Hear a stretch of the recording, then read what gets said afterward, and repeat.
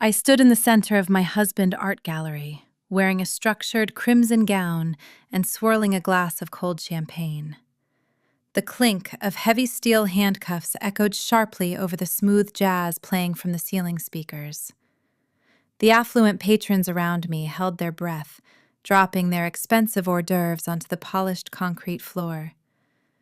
Derek looked at me from across the room. His tailored charcoal suit bunched awkwardly around his shoulders as two federal agents pinned his arms firmly behind his back. His dark eyes pleaded for a lifeline. He genuinely thought I would step forward and stop the raid. He thought I would save him from the federal prison sentence he had so meticulously engineered for himself. What he did not know was that I had orchestrated this entire execution. My name is Erica Watkins. I am 36 years old. I work as a federal grants compliance auditor for Los Alamos National Laboratory. If you have ever sat across a dining table while your in-laws plotted to steal your inheritance right in front of your face, tell me your age in the comments below. Hit that like button and subscribe to Emily Told Stories, because you will want to hear exactly how this dynasty crumbled into dust. To understand how a husband ends up begging for mercy while his wife watches him lose his freedom, you have to go back exactly 3 weeks. The air inside my Santa Fe home carried the rich scent of roasted garlic and burning piñon wood. The estate was a sprawling, authentic adobe structure nestled against the rugged foothills of the Sangre de Cristo Mountains. It was far more than mere real estate to me. It was a tangible piece of my history. As a compliance auditor, my professional life revolves around mitigating risk and establishing unyielding order. I analyze numbers that dictate the future of national research labs. I value permanence. That permanence was cast in solid metal right beside my heavy oak front door. A weathered bronze plaque reading, "Registered Santa Fe Historical Heritage Site." My grandfather laid the saltillo tiles beneath our feet with his bare hands, curing the clay in the unforgiving New Mexico sun. I owned the deed, clear and unburdened by any mortgage. Patricia picked up her heavy silver spoon. She tapped it twice against the rim of her turquoise-stemmed wine glass. The sharp chime severed the ambient dinner conversation, commanding the immediate attention of the table.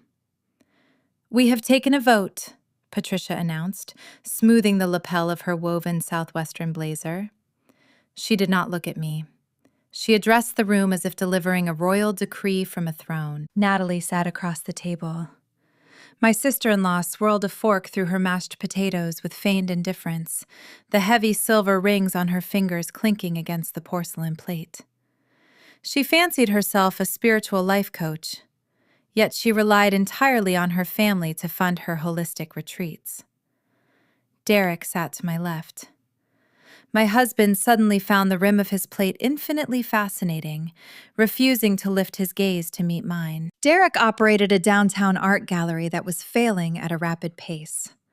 The local New Mexico economy thrived on federal funding and tourism, but those tourists sought authentic indigenous art or masterful high-altitude landscapes. They did not want the derivative, hollow, modern pieces he insisted on showcasing. The overhead of his prime plaza location was bleeding his accounts dry. The debt had piled up over the years, becoming a silent shadow suffocating his pride. He spent his days projecting the image of a successful curator while drowning in unpaid vendor invoices. Patricia folded her manicured hands on the table, resting her elbows on the fine linen cloth. "Derek needs a clean slate," she continued, her voice echoing off the exposed wooden vigas of the high ceiling. "The gallery requires a capital injection to survive the upcoming tourist season. Therefore, Natalie and I have unanimously decided it is time to sell this house. The equity will be split. Derek will cover his liabilities, and Natalie will receive a percentage for her upcoming ventures." I set my fork down. The silver rested against the porcelain without a single sound. I looked at the woman sitting at the head of my table, eating the food I prepared, casually plotting the end of my sanctuary. My heart beat a slow, steady rhythm against my ribs. "You voted to sell my home," I stated, keeping my tone remarkably flat. "It is a marital asset," Patricia countered, her chin lifting in a display of practiced defiance. "You do not get a say. We are finalizing the details this week." I turned my gaze to Derek. I waited for him to speak. I wanted him to defend the walls that sheltered us, or at least attempt to preserve a fraction of his dignity. I watched his hands tremble slightly as he gripped his knife. He kept his head bowed, meticulously cutting a piece of roasted asparagus he had no intention of eating. He abandoned me to his mother, choosing the path of least resistance. He chose his failing vanity over our marriage. Most spouses would yell. They would throw a linen napkin and demand an immediate explanation, or storm out of the room in tears. I did not raise my voice. My pulse remained steady. My mind shifted instantly into the sterile, calculating space of a federal audit. When a compliance officer discovers a discrepancy in a multi-million-dollar federal grant, she does not warn the offending contractor. She observes. She gathers data. She lets the target continue talking until they trap themselves in their own lies. Patricia stood up from the table before the dessert was even served. She paced the perimeter of the dining room, holding her hands up to the heavy timber window frames, visually measuring the dimensions. "We will need a staging company," she muttered to Natalie, treating me as if I were already a ghost haunting the corridors.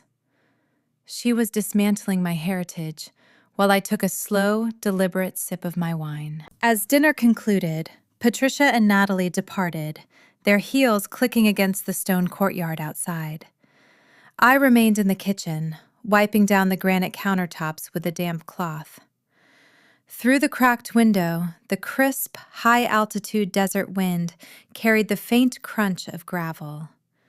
Derek stood by his car in the driveway, the scenic Rio Grande Valley stretching out in the darkness behind him. He held his phone pressed tight to his ear. He cupped his hand over his mouth, dropping his voice to a hushed, urgent pitch. "The first hurdle is cleared," he whispered into the receiver. "She did not put up a fight.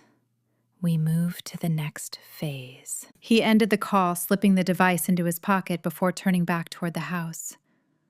I turned off the faucet, letting the cool water spiral down the drain. My name was the only one on that deed. It was an undisputed legal fact locked in the county records. I dried my hands on a linen towel, staring out into the night. My husband was conspiring to steal the very ground beneath my feet. He viewed my silence as submission. He mistook my tactical restraint for weakness. I traced the edge of the granite counter, feeling the cold stone against my fingertips. The sheer audacity of his phone call sent a chilling realization down my spine. He was not acting alone. The phrase "next phase" implied a structured timeline, a premeditated operation engineered by someone who understood the mechanics of real estate. Derek lacked the focus to orchestrate a complex property transfer on his own. He possessed an accomplice on the other end of that phone line. They had mapped out my eviction, assuming I would simply fold under the pressure of his prestigious family. They did not understand that an auditor thrives in the details. They wanted to play a game of hidden assets and covert transactions. I was more than ready to oblige them. I stood alone in the quiet kitchen, letting the ultimate question echo in my mind. How exactly did he plan to sell an estate without my signature? The high desert sun cast long, sharp shadows across the floorboards of my home office the following morning. I sat at my mahogany desk, sipping dark roast coffee, preparing for my standard remote workday.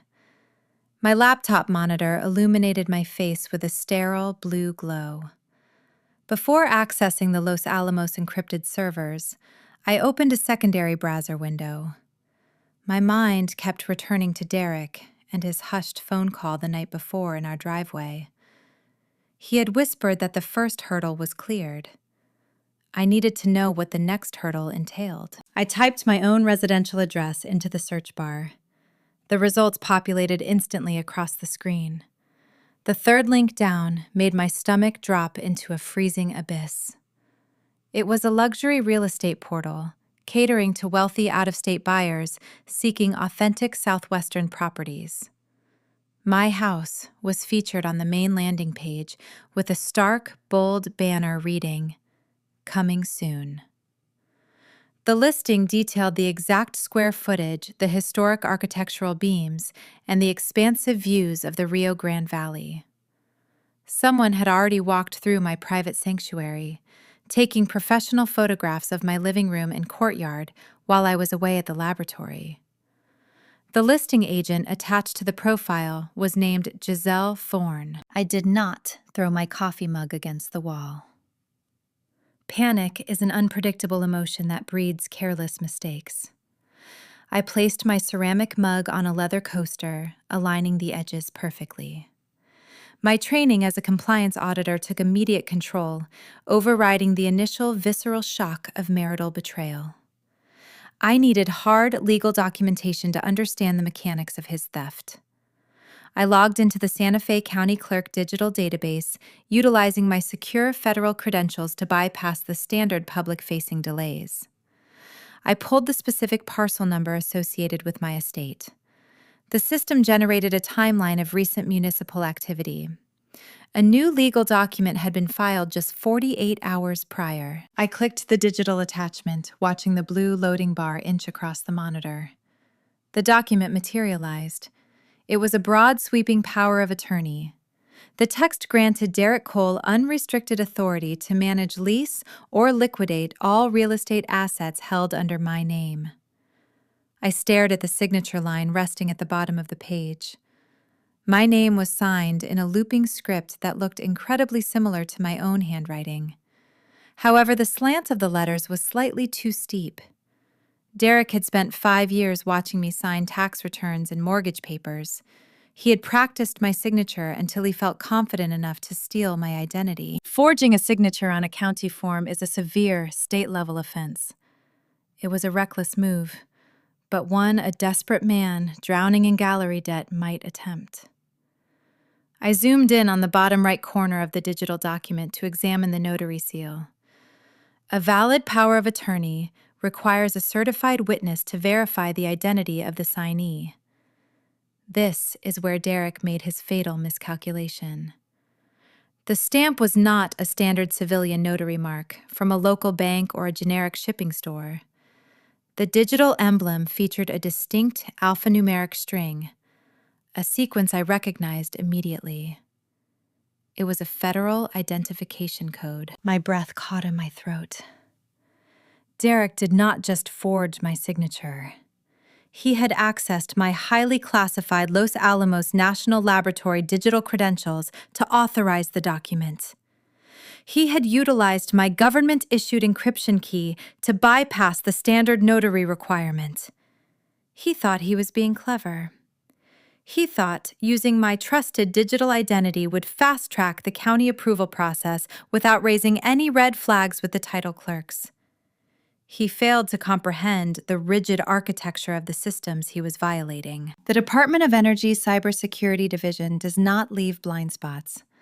They rigorously log the Internet Protocol address, the geolocation, and the exact timestamp of every single digital footprint made with federal credentials. By stealing my access token to forge a real estate document, Derek crossed a terrifying legal threshold. He escalated a simple domestic fraud case into a severe federal felony. He handed me the exact weapon I needed to bury him under the weight of the United States justice system. To orchestrate a real estate transaction of this magnitude, you need liquid capital to grease the wheels. I opened a new tab and accessed our primary joint checking account. This account held the cash we used for shared household expenses, padded entirely by my federal salary. The digital ledger loaded. The available balance was decimated. A single outgoing wire transfer processed yesterday morning accounted for the missing funds. Derek had drained $45,000 from our reserves. The transaction description simply read, "Staging and listing retainer." The receiving account belonged to Thorne Luxury Realty, the agency operated by Giselle Thorne. My husband was actively paying the woman hired to sell my house, using my own hard-earned income. I was funding the very mechanism designed to render me homeless. The sheer audacity of his theft sent a hot spike of adrenaline through my veins. He expected me to be the oblivious wife too busy with federal grants to notice a missing sum of cash until the house was already sold and the locks were changed. A lesser woman would have confronted him the moment he walked through the door. A lesser woman would have demanded the money back and filed a police report for the forgery right then and there. But alerting him now would give him the opportunity to destroy evidence or fabricate a defense. I needed him to believe his trap was working flawlessly. I needed him to step deeper into the snare so the jaws could snap shut around his neck. I closed the browser windows, clearing the cache to ensure my digital tracks remained invisible. I stood up from my desk and walked into the kitchen. I arranged my face into a mask of serene, supportive domesticity. When the front door opened later that afternoon, Derek walked inside carrying his leather briefcase. He looked exhausted, but carried a noticeable underlying tension. He kissed my cheek, pouring himself a glass of water from the refrigerator. I leaned against the marble island, offering him a soft, reassuring smile. "I have been thinking about the family vote," I said, keeping my tone light and conversational. "You and your mother are right. The upkeep on this estate is stressful. If selling it helps the family move forward, I want to be supportive." Derek froze. The glass stopped halfway to his lips. He searched my eyes, looking for a hint of sarcasm or a hidden trap. Finding only a pristine reflection of the compliant wife he expected, he let out a long breath. His shoulders dropped, relaxing visibly.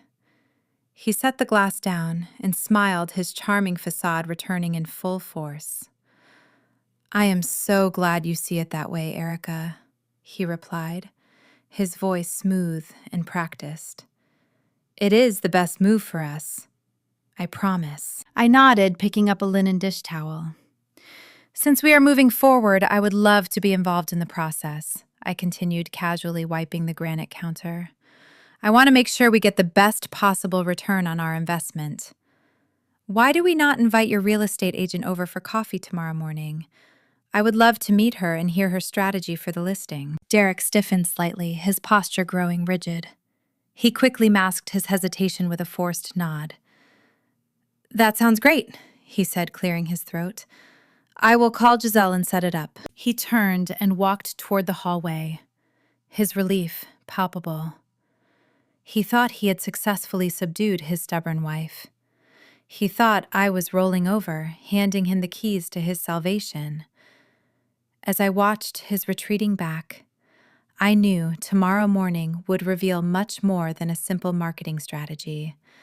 I sensed another layered level of deceit waiting to be uncovered, and I was preparing to pull the very first thread to unravel their entire operation. The morning sun climbed over the Sangre de Cristo Mountains, casting sharp, bright light across the gravel driveway of my estate. I stood by the front window, watching a sleek, white European sports car roll to a stop near the courtyard gate. The driver's side door swung open, and Giselle Thorne stepped out into the crisp, high-altitude air. She wore a stark white tailored blazer paired with oversized designer sunglasses, projecting an aura of curated perfection. The contrast between her and my home was immediate and striking. My house was built from earth and timber, designed to weather generations of harsh New Mexico winters.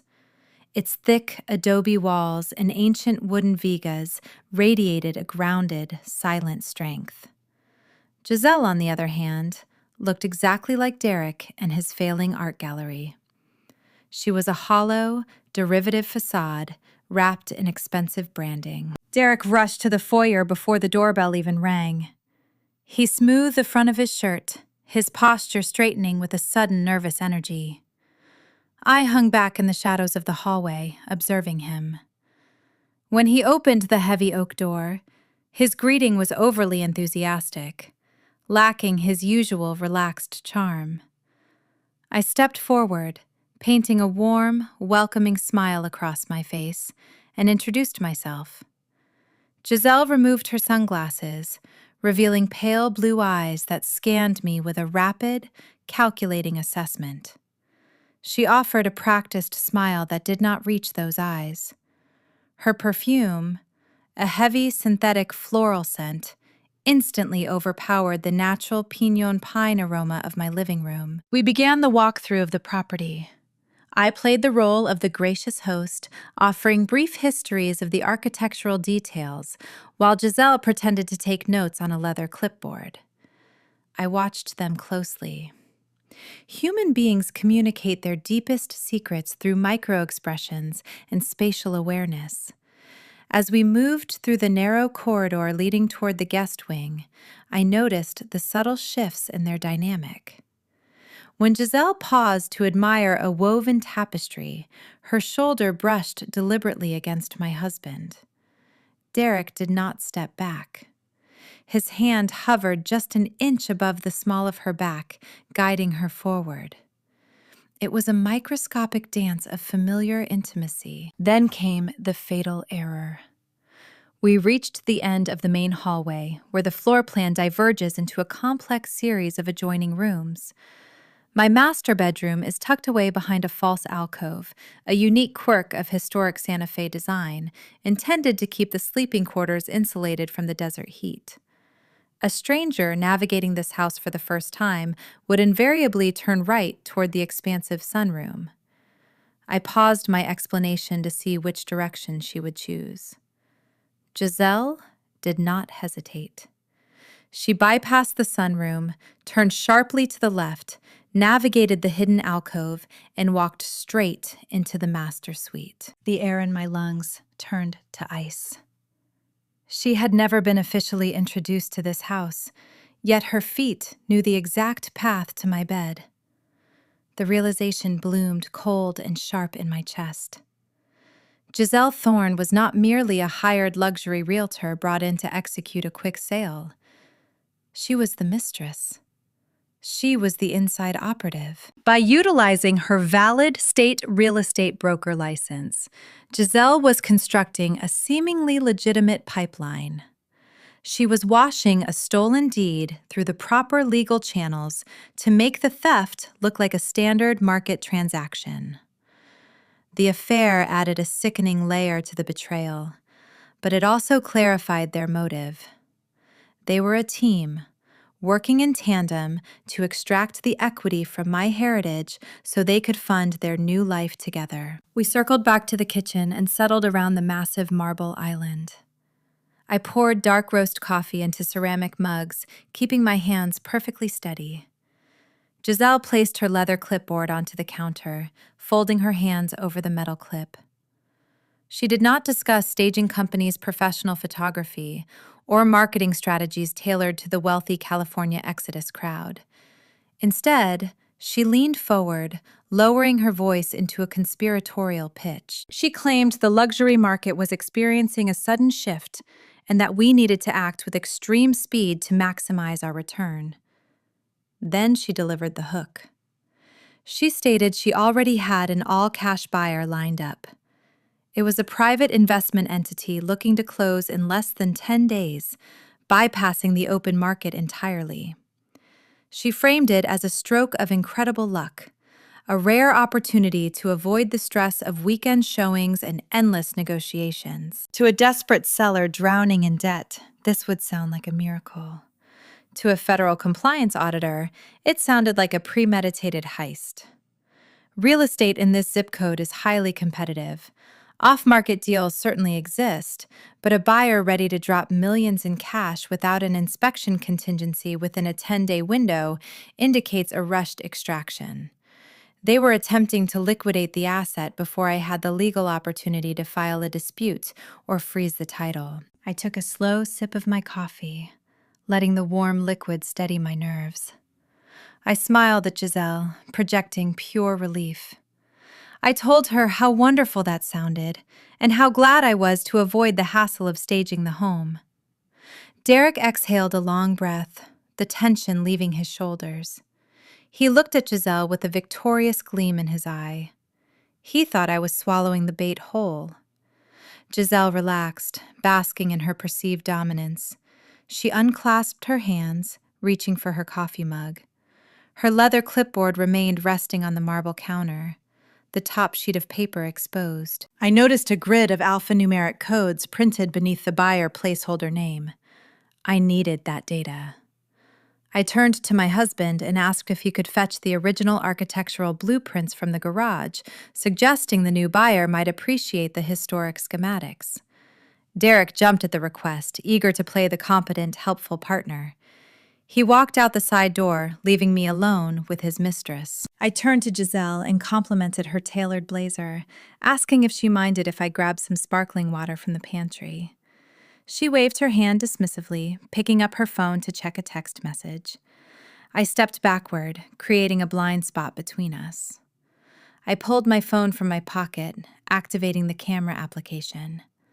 I moved swiftly, leaning just far enough out of the pantry to frame the clipboard on the counter. The autofocus locked onto the printed text. I snapped a single, silent photograph. The screen captured the buyer limited liability company name and the accompanying bank routing numbers. I slid the phone back into my pocket before walking back into the kitchen with 2 glass bottles of water. Derek returned moments later, holding a dusty cardboard tube. The remainder of the meeting was a blur of fake pleasantries. They discussed closing timelines and escrow procedures while I nodded along, playing the role of the oblivious wife to absolute perfection. When Giselle finally left her sports car disappearing down the winding driveway, Derek kissed my forehead. He told me he was heading to the gallery to handle some paperwork, his voice light and triumphant. I waited until his car turned onto the main road before retreating to my home office. I locked the heavy wooden door and pulled the photograph up on my phone screen. The routing numbers traced back to a regional commercial bank, but the business entity name was what held my intense focus. This was not a random wealthy investor looking for a vacation home. The structure of the transaction, the alarming speed the forged federal notary stamp, and the mistress acting as a legal broker all pointed to a highly coordinated syndicate operating right under my roof. They believed they had outsmarted a naive bureaucrat. They did not realize they had just handed a forensic investigator the exact digital thread required to unravel their entire operation. I sat at my mahogany desk, booting up my secure terminal. I typed the stolen routing data into the search field. It was time to find out exactly who was funding this phantom buyer and uncover the next layer of their deception. The glow of my secure terminal cast a pale blue light across the heavy mahogany desk in my locked office. The digital routing numbers I had captured from the real estate broker clipboard were currently running through a proprietary diagnostic program I utilize for federal grant audits. I sat back in my leather chair, watching the data compile. Tracing hidden financial networks requires patience and an understanding of human greed. The numbers initially routed to a blind corporate entity registered in Delaware, but an experienced investigator knows to look for the secondary disbursement channels. A shell company never holds capital indefinitely. It distributes the wealth to the intended beneficiaries. The software bypassed the primary firewall and revealed a linked tertiary account. The name attached to the pending disbursement schedule made my jaw tighten. It was Natalie Cole. My sister-in-law branded herself to the world as an enlightened, spiritual life coach. She filled her social media feeds with curated photographs of burning imported sage, high-altitude yoga retreats, and long, rambling posts about manifesting abundance. She projected an aura of transcendent peace to her wealthy clientele in the Santa Fe wellness community. The reality of her existence was far less serene. My diagnostic scan of her public records and credit inquiries painted a picture of total fiscal ruin. Her credit score was catastrophic. She burned through cash faster than she burned her expensive incense, funding her luxurious bohemian aesthetic through a mountain of unsecured credit card debt. She possessed zero liquidity and lacked any tangible assets. Yet the financial ledger glowing on my monitor indicated she had recently secured a $300,000 bridge loan. Traditional banking institutions do not lend six-figure sums to bankrupt life coaches. I dug deeper into the lending entity. It was a shadow bank operating out of Nevada, a predatory private lender known for issuing high-risk capital at staggering double-digit interest rates. They were not a charity. They required ironclad collateral to underwrite that level of risk. I pulled the digital promissory note attached to her file. The collateral agreement loaded onto my screen detailing the exact mechanism of her approved loan. The document promised the lender a guaranteed 25% equity yield derived directly from the anticipated sale of my specific residential address. The revelation struck me with the force of a physical blow. They had already carved up my heritage like a roasted holiday bird. Patricia would orchestrate the purchase through her hidden shell company. Derek would wipe out his humiliating gallery debts. Natalie would receive a massive $300,000 payout to sustain her fake spiritual empire. The entire Cole bloodline was tethered to this single fraudulent transaction. They were not simply greedy. They were dangerously desperate. If my house did not sell, Natalie would default on the bridge loan. Those predatory shadow lenders do not send polite collection letters printed on corporate letterhead. They seize bank accounts, destroy remaining credit lines, and pursue aggressive litigation that would obliterate her public coaching persona. Her survival depended entirely on my eviction. The family was balancing on a razor-thin tightrope, and I was the only person holding the safety net. I wiped the search history from my terminal and powered down the workstation. The sun had already dipped below the rugged western mountains, painting the vast desert sky in bruised shades of violet and crimson. I walked into the kitchen and turned on the warm pendant lights over the marble island. 20 minutes later, the heavy front door clicked open. Derek walked into the foyer carrying a manila folder. He loosened his tie, adopting a casual, relaxed posture that felt deeply unnatural. He strolled into the kitchen, leaning against the granite counter while pouring himself a generous glass of Cabernet Sauvignon. He took a slow sip before sliding a single sheet of paper across the smooth stone surface toward me. "It is just a routine tax disclosure," he stated, keeping his voice light and conversational. "My accountant needs your signature to update our marital filing status for the upcoming fiscal year. It is nothing major, just bureaucratic housekeeping." I looked down at the stark, black ink printed on the crisp, white paper. The scent of rain hitting dry desert earth wafted through the open courtyard window. For a fraction of a second, the kitchen faded away.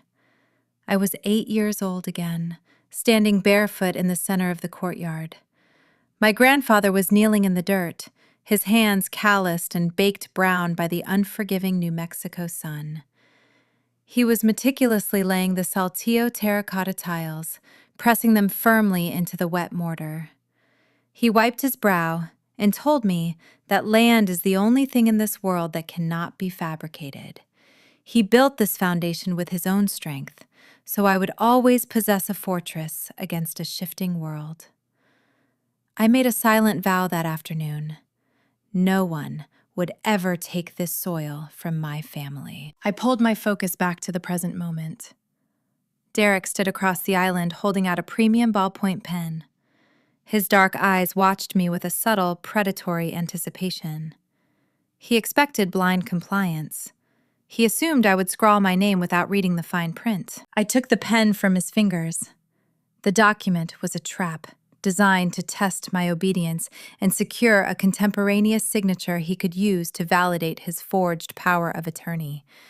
If I refused to sign, he would instantly suspect I knew about the impending sale. He would change his tactics and potentially hide the digital trail I needed to expose them. If I signed my actual legal name, I would authenticate his fraudulent narrative. I deployed a tactical countermeasure. I pressed the pen to the paper and signed the disclosure. However, I deliberately altered the looping arc of my first initial and entirely flattened the downward slant of my last name. I removed the distinctive flourish I always use on official federal documents. It looked close enough to satisfy a hasty, uneducated glance, but a forensic handwriting expert would instantly declare it a forgery under oath. I was actively manufacturing undeniable evidence of his ongoing coercion. I slid the paper back across the marble. Derek grinned a swift flash of teeth. He snatched the document and tucked it safely into his manila folder, entirely unaware he had just pocketed a loaded weapon. He finished his wine in one long gulp and excused himself, claiming he needed a hot shower after a stressful day at the gallery. I remained standing at the kitchen island, listening to his footsteps retreat up the wooden staircase. The profound silence of the adobe estate wrapped around me, offering a familiar comfort. I had successfully navigated his ambush, keeping my cover intact. Then, the screen of my smartphone illuminated the dark counter. A soft vibration echoed against the stone, accompanied by a priority push notification. It was a custom Google alert I established years ago to monitor my professional digital footprint within the highly scrutinized federal sector. I tapped the screen to open the browser. The preview text made the blood freeze in my veins. My mother-in-law was not sitting quietly waiting for the real estate transaction to clear escrow. She was actively orchestrating my social execution. Patricia had just published a venomous public statement, circulating a narrative to the elite Santa Fe Arts Council. She explicitly claimed I was suffering a catastrophic mental breakdown. She described me as unstable, paranoid, and a tragic burden on her devoted son. The warfare had officially breached the thick walls of my home, spilling out into the public square. She was laying the groundwork to justify taking control of my life. The battle was escalating, and my reputation was now squarely in her crosshairs. The screen of my smartphone illuminated the dark kitchen counter. The notification bell chimed a soft, singular note. The custom alert I established to monitor my professional digital footprint had triggered a hit. I tapped the screen to open the browser. The web page loaded a private community forum dedicated to the affluent Santa Fe Arts Council. The post dominating the main discussion thread was authored by Patricia. She had not waited for the ink to dry on her fraudulent plans. She was launching psychological warfare. Her written words dripped with a manufactured sorrow. She asked the elite local community to keep her son and his wife in their thoughts. She claimed that the rigorous demands of my federal grant auditing career had triggered a severe psychological collapse. She described me as unstable paranoid and a tragic burden on her devoted boy. The strategy was chilling in its precision. She was laying the social groundwork to justify the forged power of attorney. If the entire art community believed I was losing my mind, no one would question Derek stepping in to manage my estate. It would look like an act of profound marital devotion rather than a calculated theft. She was isolating me, painting me into a corner where my own voice would be dismissed as the ramblings of a broken woman. The following evening, Derek hosted his seasonal exhibition. I needed to ensure he felt invincible before we stepped into that public arena. I sat at the kitchen island, opening a browser window on my laptop. I navigated to a popular real estate website and filtered the search results. I populated the screen with listings for cheap, run-down one-bedroom apartments in Albuquerque, located miles away from the scenic foothills I called home. I pushed the chair back, leaving the laptop wide open, and walked down the hall to retrieve my evening coat. When I returned to the kitchen, Derek stood frozen beside the marble island. His eyes were locked on the glowing screen. A slow, satisfied smirk stretched across his face. He looked at the dismal apartment listings and drew the exact conclusion I wanted him to reach. He thought his gaslighting had worked. He believed the pressure had fractured my resolve, and I was quietly preparing for my inevitable eviction. The tension bled out of his posture.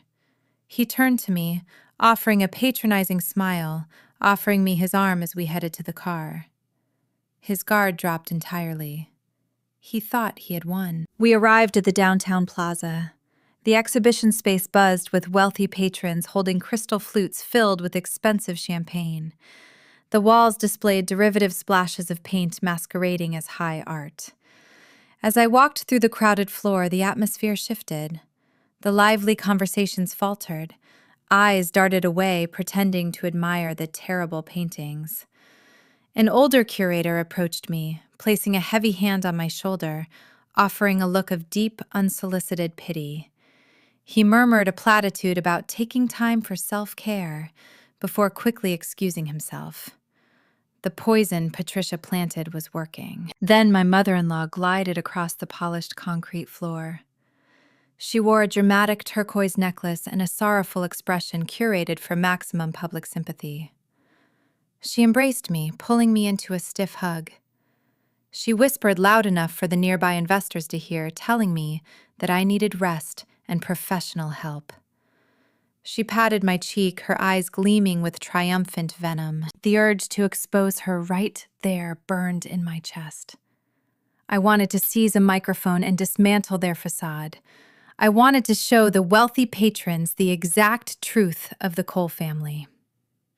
But tactical discipline prevailed. A premature confrontation would only confirm their narrative of my supposed instability. I lowered my gaze, letting my shoulders slump forward. I forced my breathing to become shallow and uneven. I offered a weak nod, playing the part of the fragile victim.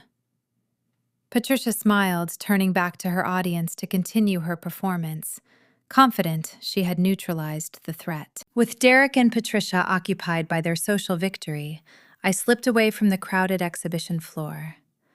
I navigated the narrow, dimly lit hallway leading to the private administrative office. The heavy wooden door was locked, but I knew Derek kept a spare key hidden inside a hollowed-out ceramic vase on the console table. I retrieved the brass key and let myself in. The room smelled of stale espresso and profound desperation. Stacks of unpaid vendor invoices cluttered his desk. His primary computer hummed quietly beneath the oak surface. I pulled a high-capacity encrypted flash drive from my evening clutch. I knelt beneath the desk, inserting the device into the hidden rear port.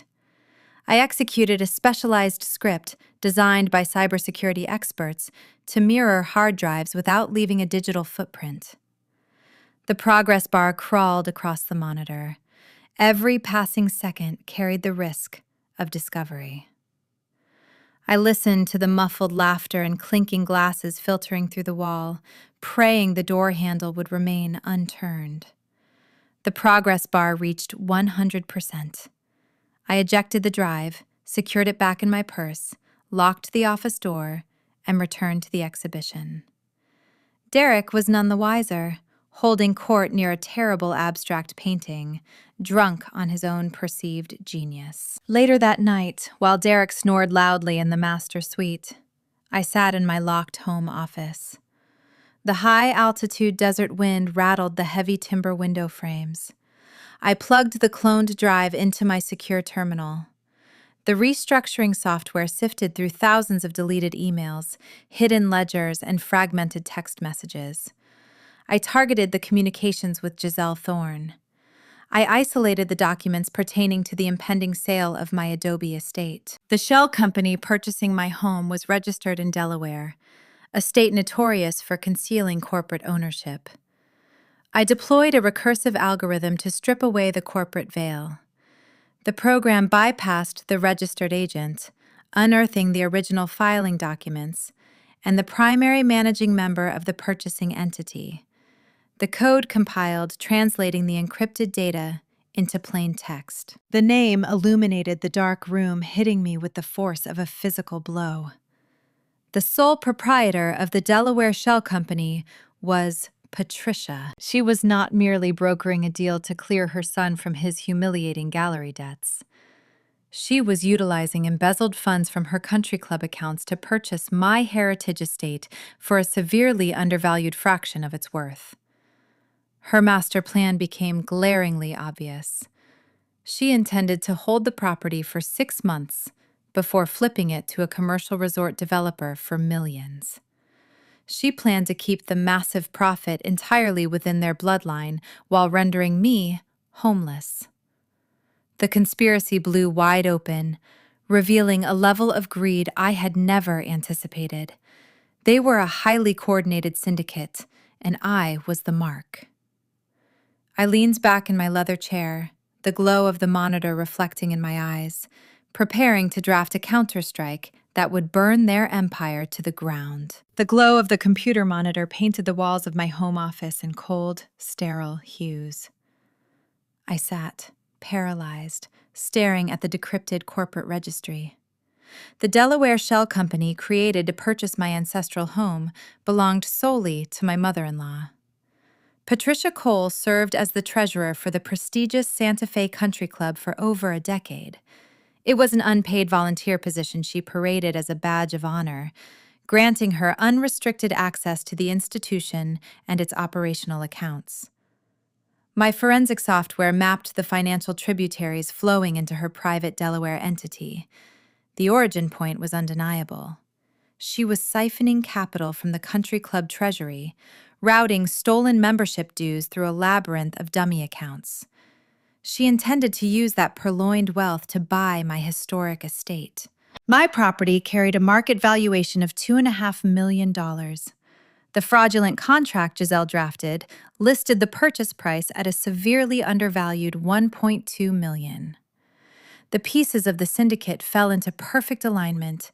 Patricia did not merely want to rescue her son from his humiliating gallery debts. She viewed my eviction as a lucrative investment opportunity. I continued digging through the cloned hard drive, traversing folders filled with mundane correspondence, until I hit a locked directory labeled Future Projects. Cracking the rudimentary password took less than 10 seconds. Inside rested a drafted proposal spanning 40 pages. The document detailed a tentative agreement with a prominent commercial resort developer based in Aspen.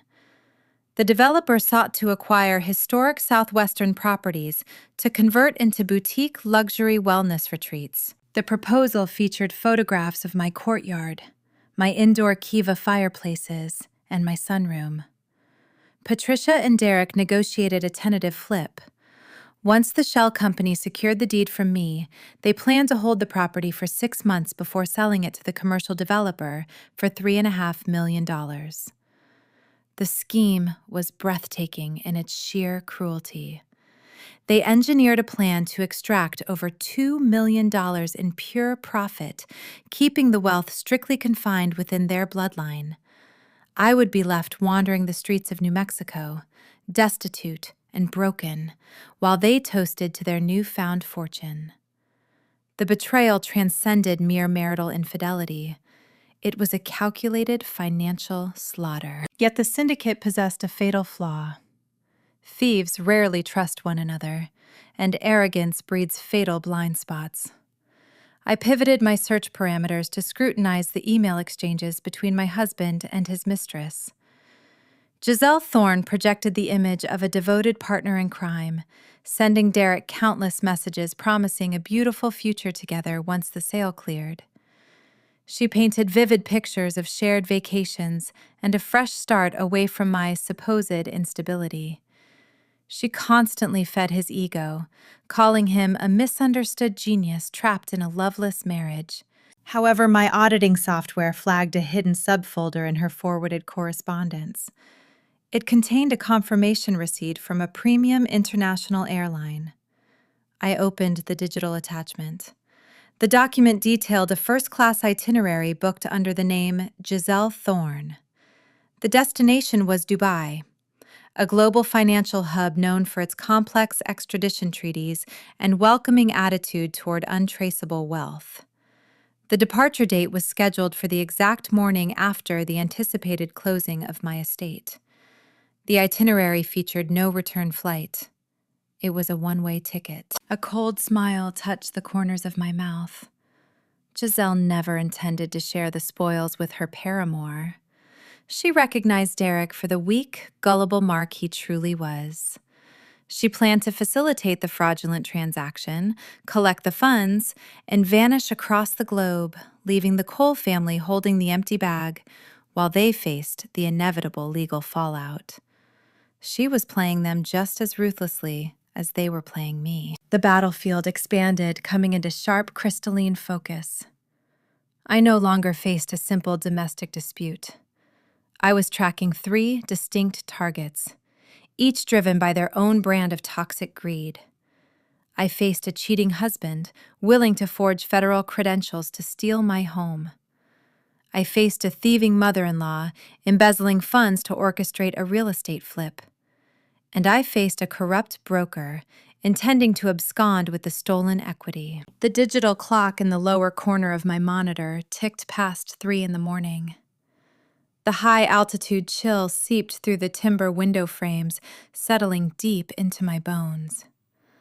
I pulled a thick woolen shawl over my shoulders, shivering as the adrenaline continued to surge through my veins. I needed a flawless counterstrike. A premature maneuver would spook the targets, causing them to scatter and destroy evidence. I required a mechanism that would trap all 3 individuals simultaneously, locking them inside a cage of their own making. I opened a blank, encrypted document and began outlining the architecture of my vengeance. My fingers flew across the keyboard, mapping out the specific federal statutes Derek violated by utilizing my Los Alamos security clearance. I drafted a timeline matching Patricia and her stolen country club funds to her shell company deposits. I compiled the flight records proving Giselle and her imminent flight risk. The strategy required perfect timing.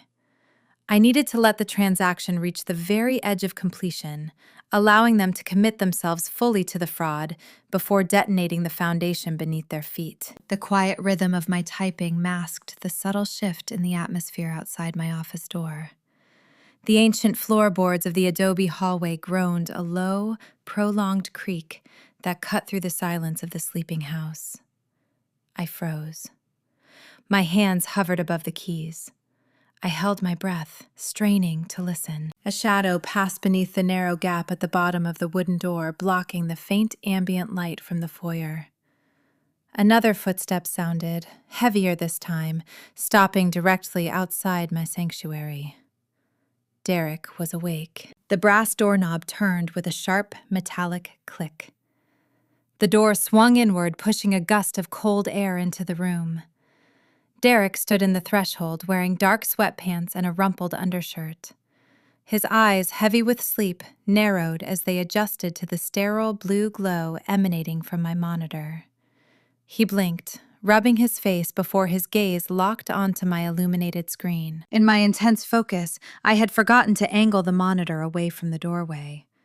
The bright white background of the real estate dossier, the flight confirmations, and the shell company financial structures reflected directly onto his retinas. The remnants of his sleep evaporated instantly. The charming facade he wore like a mask vanished, replaced by a rigid, terrifying tension. His jaw clenched, the muscles ticking beneath his skin. He stepped into the office, letting the heavy door swing shut behind him with a dull, final thud. The click of the latch echoed like a gunshot in the confined space. "What are you doing, Erica?" he demanded, his voice dropping to a low, menacing gravel. He closed the distance between us in 3 long strides, looming over my desk. The scent of his body wash mixed with the stale odor of lingering wine from dinner. He reached out, slamming his hand down onto the polished mahogany surface, causing my coffee mug to rattle dangerously close to the edge. His eyes darted frantically across the screen, absorbing the damning evidence I had meticulously gathered. He saw the corporate registry belonging to his mother. He saw the one-way ticket to Dubai bearing the name of his mistress. The reality of his exposed crimes and the impending betrayal of his secret lover crashed over him simultaneously. A suffocating silence descended upon the room. I looked up into the eyes of a man who realized his entire existence was unraveling. The air grew impossibly thin. He leaned closer, hovering mere inches from my face, trapping me against the back of my leather chair. "I asked you a question," he hissed, the veneer of his humanity slipping away to reveal the desperate, cornered predator beneath. The confrontation I sought to delay had arrived prematurely. I stared into the dark abyss of his panic, knowing my next actions would dictate whether I survived the night. The blue light from the monitor reflected in Derek's dark eyes. He stood over my mahogany desk, breathing in ragged, shallow bursts. The silence stretching between us felt heavy enough to shatter the foundation of the adobe house. His gaze darted from the corporate registry of his mother's shell company to the digital airline itinerary bearing his mistress' name. I watched the gears grind inside his head. The realization that Giselle intended to flee to Dubai without him struck a visible blow to his ego. A brief flicker of wounded pride crossed his face, but it vanished just as quickly. Survival instincts overrode his romantic humiliation. He reached out and slammed the laptop shut. The sudden snap of the casing echoed like a whip crack. The room plunged into shadows illuminated only by the faint amber glow of the desk lamp. He leaned his weight onto his hands, trapping me within the confines of my leather office chair. The charming, affable gallery owner I married disappeared into the dark. In his place stood a cornered predator, realizing his trap had been exposed. "You think you are so clever," he whispered, his tone dropping to a lethal, frozen pitch. "You think you can just sit in your little office running audits and controlling the world." I kept my expression vacant, refusing to give him the satisfaction of a reaction. "I am looking at the truth, Derek," I replied, my voice steady. "You and Patricia forged my signature to steal my home. Your realtor is stealing your cut. The entire scheme is unspooling right in front of you." He let out a sharp, cruel laugh. The sound scraped against the walls of the room, devoid of any real humor. He stepped around the edge of the desk, invading my personal space. He knew he could not resort to physical force. I worked for the federal government. An assault charge would invite local law enforcement into our home, triggering an automatic review of his finances. He needed a cleaner weapon. He needed leverage that would force my compliance without leaving a physical bruise. "You are going to keep your mouth shut," he commanded, pointing a trembling finger at my chest. "You are going to smile. You are going to pack your bags, and you are going to let this sale close." "And if I refuse?" I asked, locking my eyes onto his. His smile widened, revealing a chilling, sinister edge. "If you refuse, I will pick up my phone and call the Internal Security Division at Los Alamos National Laboratory. I will ask to speak with your sector supervisor. I will tell them my wife has suffered a profound psychological collapse. I will inform them that you are acting erratic, harboring paranoid delusions, and exhibiting signs of severe mental instability." The threat hung in the cool, high-altitude air. It was a flawless execution of federal extortion. To the average civilian, a rumor about mental health is merely an embarrassing social hurdle. To a professional holding a top-secret clearance at a national nuclear research laboratory, it is a career death sentence. The Department of Energy does not take chances with insider threats. The moment a spouse reports a psychological crisis, the Security Division initiates a mandatory suspension protocol. They revoke your badge, freeze your access to classified terminals, and place you on indefinite, unpaid administrative leave pending a rigorous psychiatric evaluation. Even if the investigation eventually clears your name, the lingering shadow of the inquiry permanently derails your upward trajectory. My mother already planted the seed, Derek continued, savoring the taste of his perceived dominance. The entire Santa Fe art community thinks you are losing your grip on reality. I will tell the federal investigators that your stress has manifested into destructive behavior. Who do you think they will believe? A devoted, concerned husband? Or a woman everyone knows is buckling under pressure? He laid out the stakes with clinical precision. If I fought the sale, I would lose my $300,000 annual salary. I would lose the federal pension I spent a decade building. I would be left unemployed, disgraced, and fighting a costly legal battle against his mother-hidden wealth.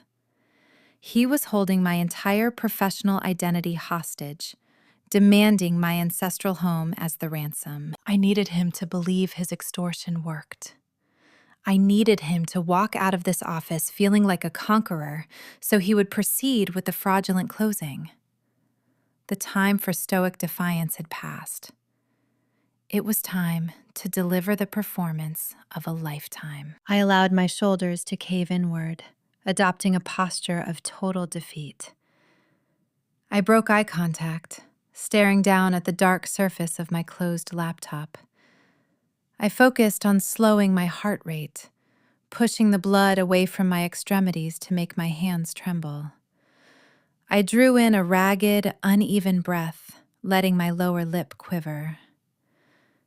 "Please, Derek," I whispered, forcing my vocal cords to tighten, producing a frail, desperate sound.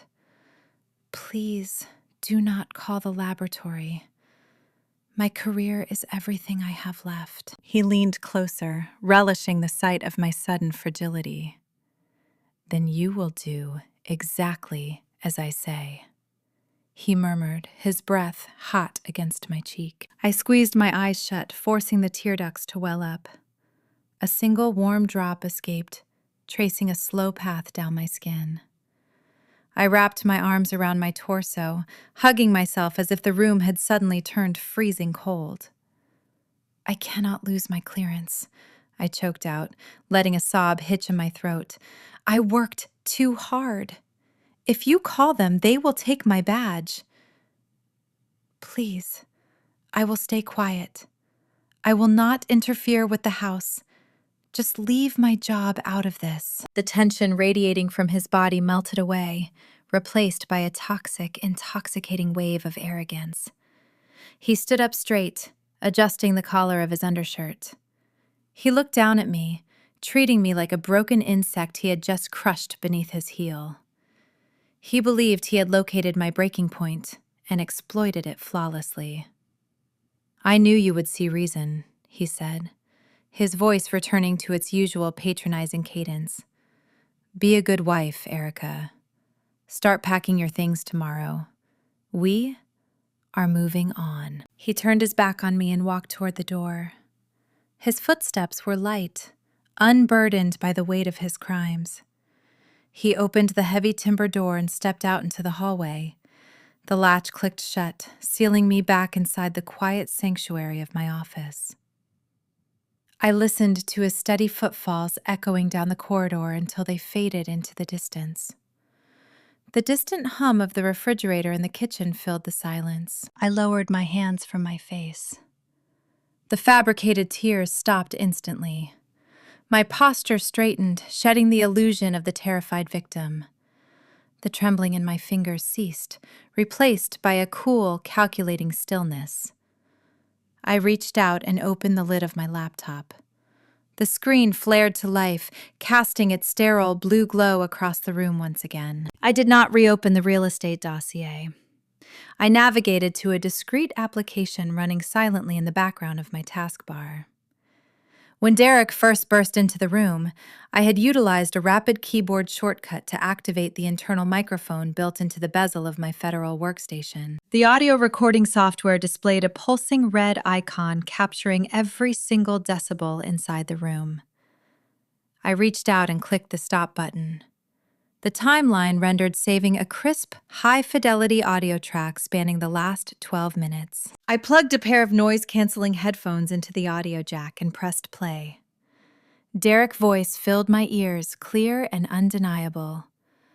I listened to him outline his plot to report fake psychological symptoms. I listened to him explicitly threaten my federal security clearance to secure a real estate transaction. He had not merely confessed to forging documents. He had just handed me a pristine, recorded confession of felony extortion. I opened a heavily encrypted email client reserved for secure communications. I attached the audio file, generating a complex cipher key to protect the data in transit. I typed the email address of a cutthroat federal litigator based in Albuquerque, a man I retained the very morning I discovered the fake power of attorney. The subject line required no dramatic flair.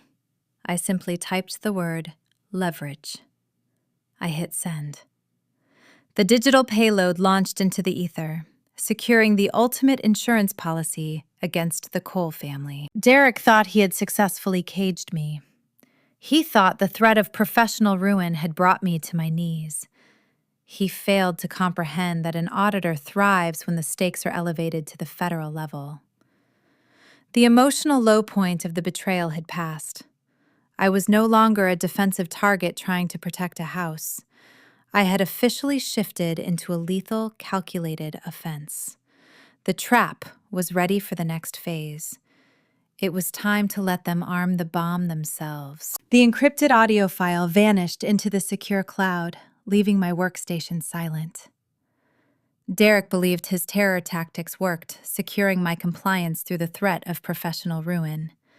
He misunderstood the fundamental nature of a compliance auditor. We do not negotiate with fear. We operate on irrefutable documentation.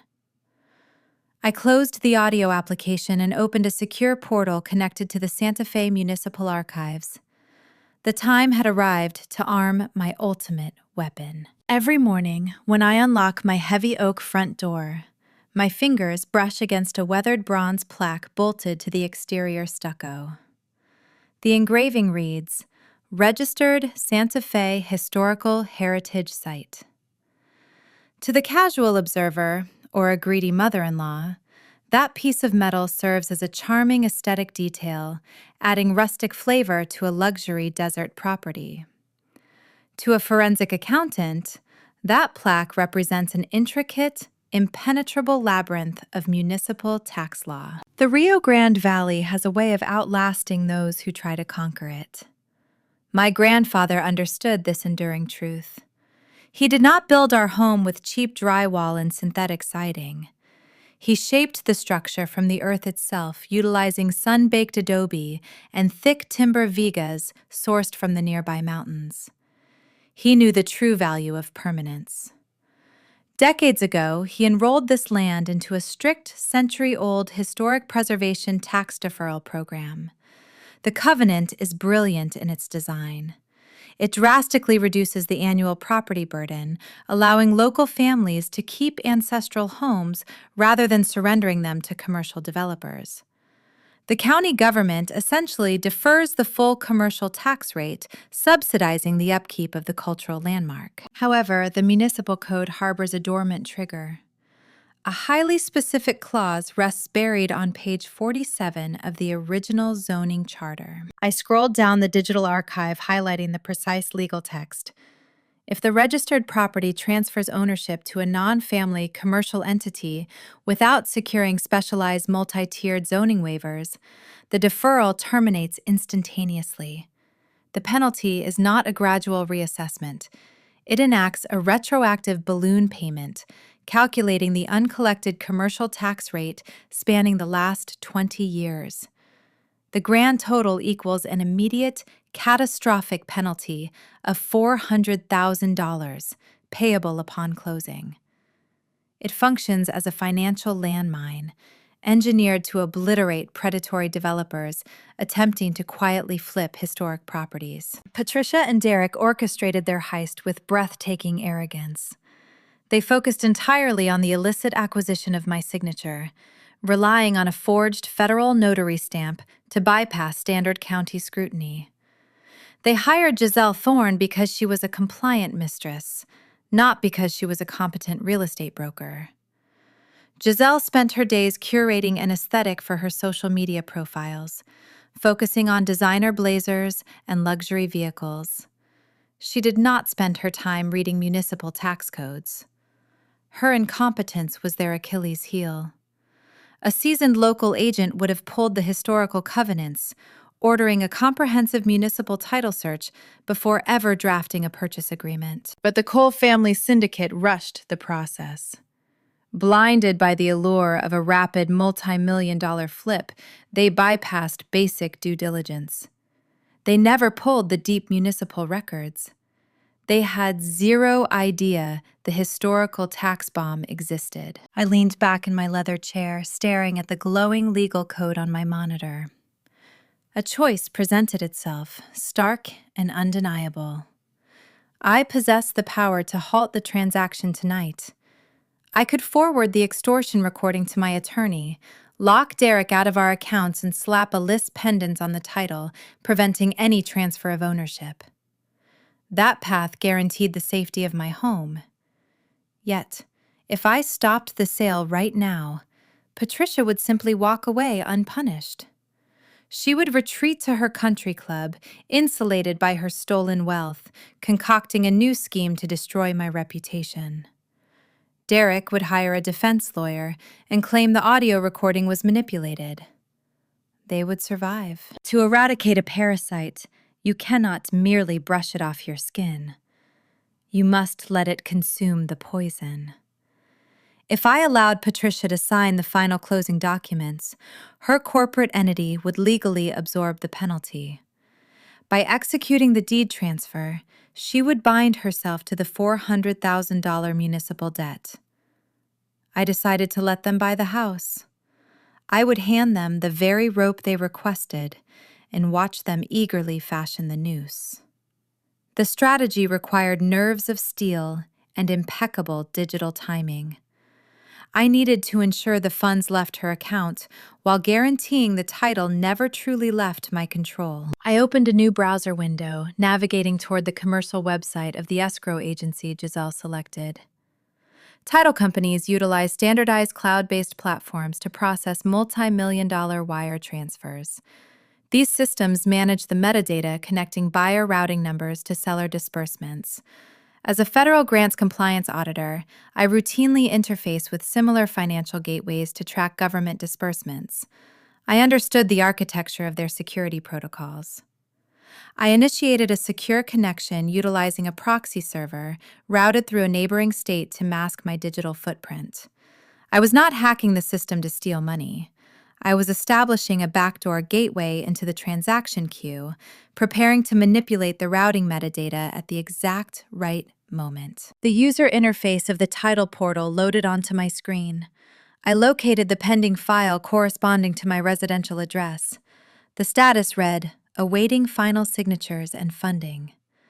The transaction was a living, breathing entity, moving steadily toward its execution date. I wrote a localized script, a tiny piece of dormant alphanumeric code designed to intercept the data packets. The script was programmed to swap the recipient tax identification numbers the millisecond the wire transfer initiated. It would act as a silent switch operator on the digital train tracks. When Patricia authorized the final purchase, her stolen country club funds would deploy. But my code would ensure the money stepped directly onto the historic preservation landmine, triggering the catastrophic penalty, while simultaneously routing the transaction into a blind holding trust I was preparing to establish. I executed the command. The portal accepted the backdoor script without triggering a single security alarm. The trap was armed, buried deep within the bureaucratic infrastructure of the real estate transaction. I powered down the terminal, the blue glow fading into the quiet dark of my office. The high-altitude wind rattled the timber window frames outside, singing a cold desert song. Derek slept down the hall, dreaming of his impending wealth. He believed his threat secured my submission. He believed the path was clear. But as I prepared to leave the office, a subtle anomaly in the escrow portal logs caught my eye, just before the screen went black. A premature disbursement request had been logged against the earnest money deposit. Earnest money is supposed to remain locked in a neutral trust until the closing date. Someone inside their syndicate was jumping the gun, moving capital before the ink was even dry on the contracts. The thieves were already stealing from each other, and I needed to track exactly where that cash was going before the entire house of cards collapsed. The faint anomaly in the escrow log demanded my immediate focus. I powered my secure terminal back up, letting the quiet hum of the processor fill the dark office. In standard real estate transactions, earnest money functions as a good faith deposit. It sits untouched within a highly regulated neutral trust account until the final closing date. Diverting those funds prematurely requires specific legal addendums and verified signatures from all participating parties. I traced the digital path of the premature disbursement. Giselle Thorne possessed a sophisticated understanding of real estate loopholes, but her execution lacked forensic discipline. She had submitted a seller concession document to the title agency, claiming the historic adobe roof required emergency structural repairs prior to the title transfer. To authorize the sudden release of $100,000, she utilized the forged power of attorney Derek had manufactured.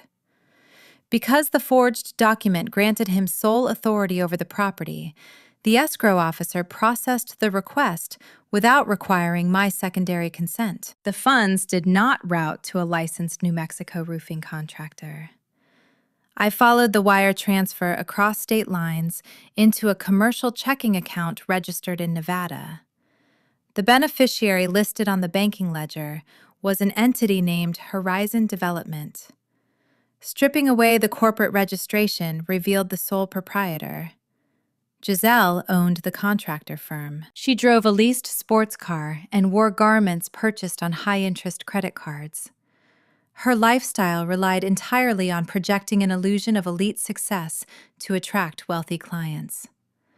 Beneath the designer blazers, she lived paycheck to paycheck. Dubai required liquid cash. Securing an offshore haven and a new identity demanded upfront capital. Giselle knew Derek was weak and unreliable. She calculated that waiting for the final commission payout carried too much risk.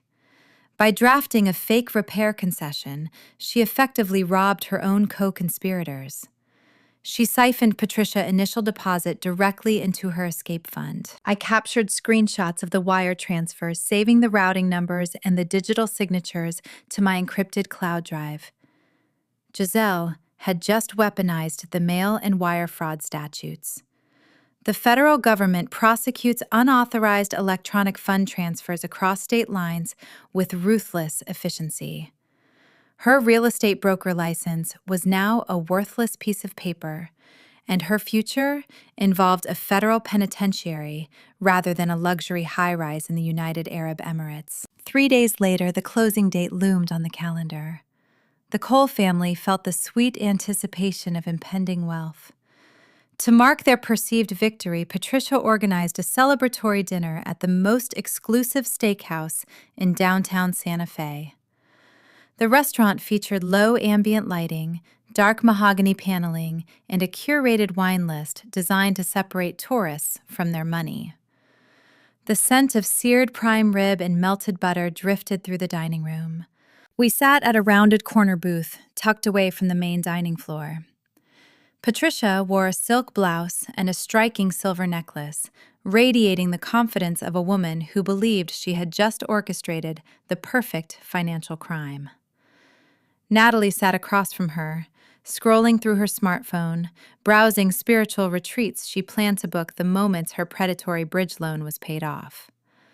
She spoke at length about clearing negative energy from her aura, oblivious to the predatory lenders preparing to seize her assets. Derek sat beside me, ordering a $200 bottle of Cabernet without checking the price. When the waiter poured the dark red wine into our crystal glasses, Patricia raised hers into the air.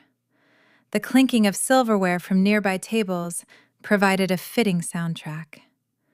She looked around our small circle, stopping her gaze upon me with a thin, patronizing smile.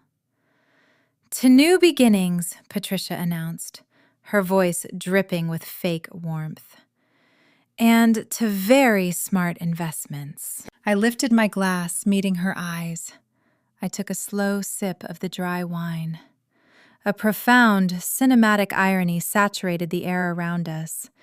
She was raising a toast to a transaction that would trigger a devastating tax penalty freeze her stolen country club funds and initiate a federal audit. She was celebrating her own financial ruin. I did not break eye contact. I offered a serene, polite nod, playing the compliant guest. Derek reached under the table and placed his hand over mine. His palm felt clammy. He squeezed my fingers, leaning close to whisper in my ear. "Thank you for finally being a team player, Erica," he murmured. "I know the transition feels stressful right now, but you will see. This is the best path forward for all of us." The air in the booth felt thick and suffocating. Sitting next to a man who had threatened my career and forged my signature required immense physical restraint. I focused on the rhythmic, slow beating of my heart. I focused on the intricate web of digital evidence sitting safely in my possession. I smiled back at him, dissecting a piece of steak on my porcelain plate. I chewed my food, listening to them discuss their grandiose plans for the upcoming summer. Natalie talked about hosting a wellness seminar in Sedona. Derek discussed expanding his gallery floor space to feature imported sculptures. They were spending ghost money building castles in the sky. As the waiter cleared our empty plates, my phone vibrated inside my evening clutch. I retrieved the device, keeping the screen angled away from the rest of the table. A notification from the automated title company portal glowed brightly against the dark display. The message confirmed the final generation of the closing contracts. I opened the attached portable document format. The paperwork spanned 50 pages, detailing the transfer of the historic Adobe estate to the Delaware Shell Company. Scrolling to the final page, I verified the authentication section. The digital notary stamp sat perfectly aligned next to Derek's signature. The seal bore the unmistakable identification codes belonging to the Los Alamos National Laboratory Security Division. When a federal seal is processed through a state-level real estate database, it creates an automated verification ping. The title company software attempts to validate the credential by pinging the corresponding federal server. The moment the wire transfer initiates, the Department of Energy's cybersecurity network will detect the unauthorized commercial use of a classified credential. They will not send an email. They will freeze the routing pathways and deploy field agents to locate the source of the breach. The federal forgery was now permanently embedded into the county property records.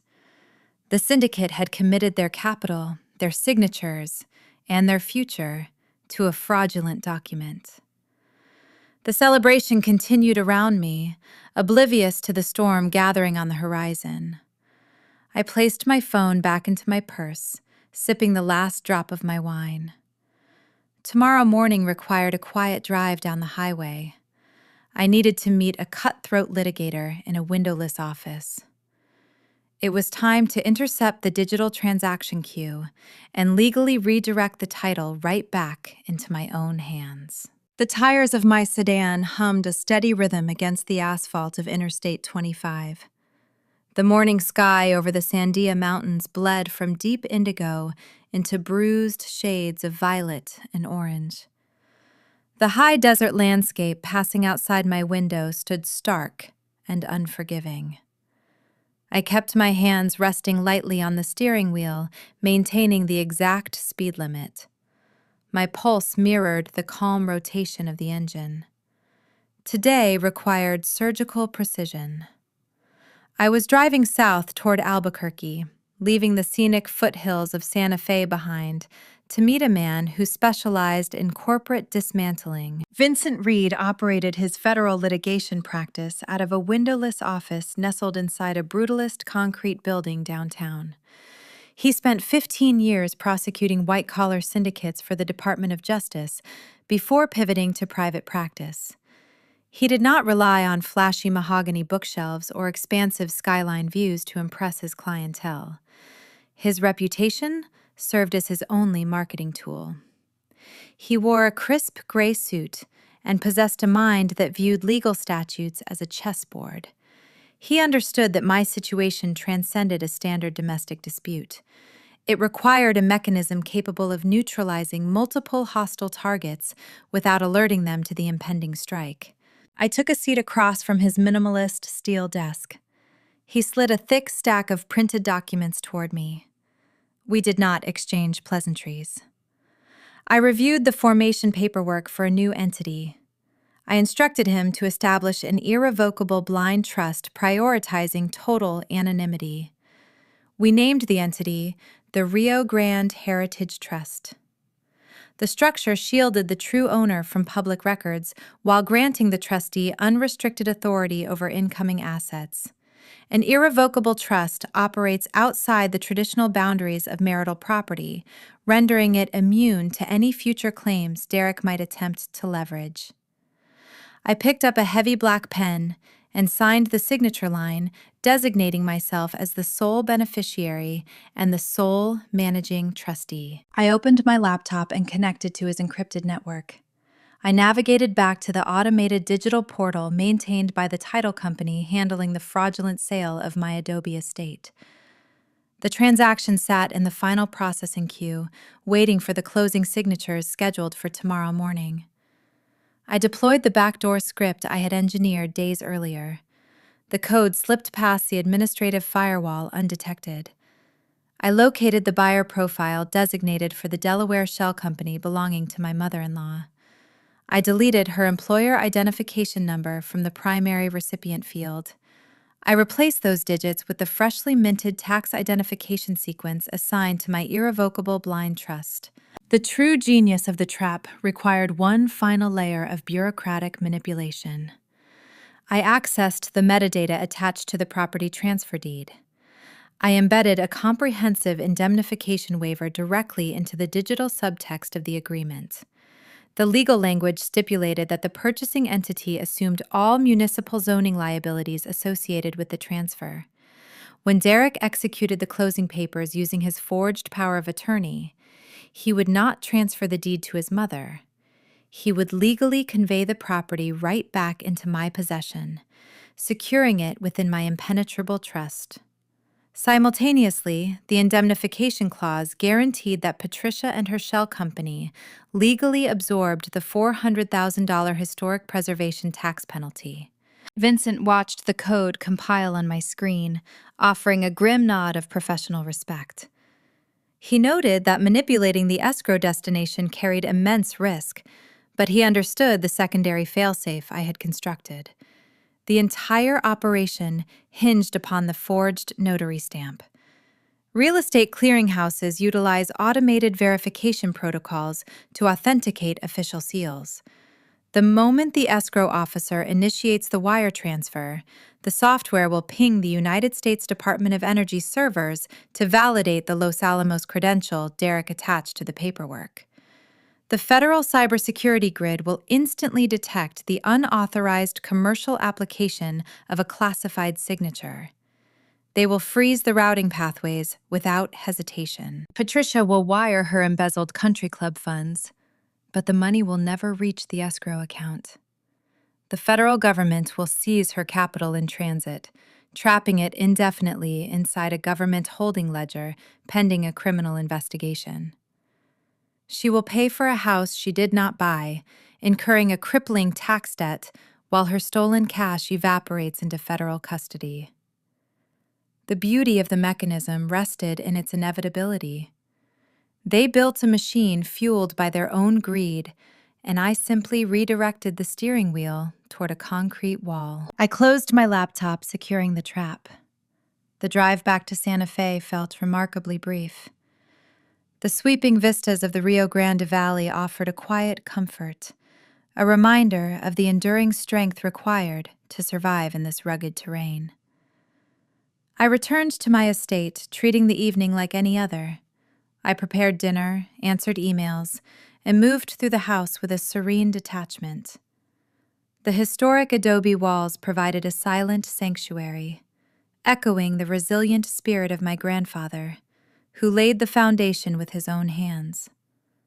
I felt a profound connection to the soil, knowing the predators circling my heritage were stepping into a void of their own creation. The next morning arrived with a bright, unforgiving sun pouring through the timber window frames of my bedroom.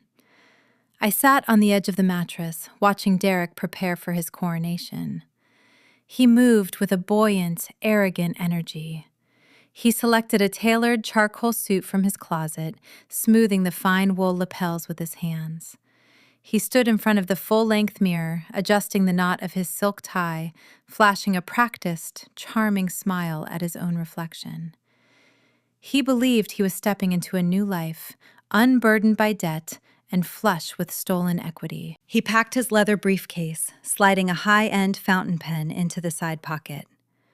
He intended to sign away my heritage using a tool designed for prestige.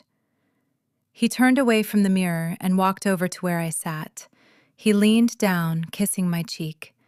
The scent of his expensive cologne hung heavy in the air, masking the rot of his betrayal.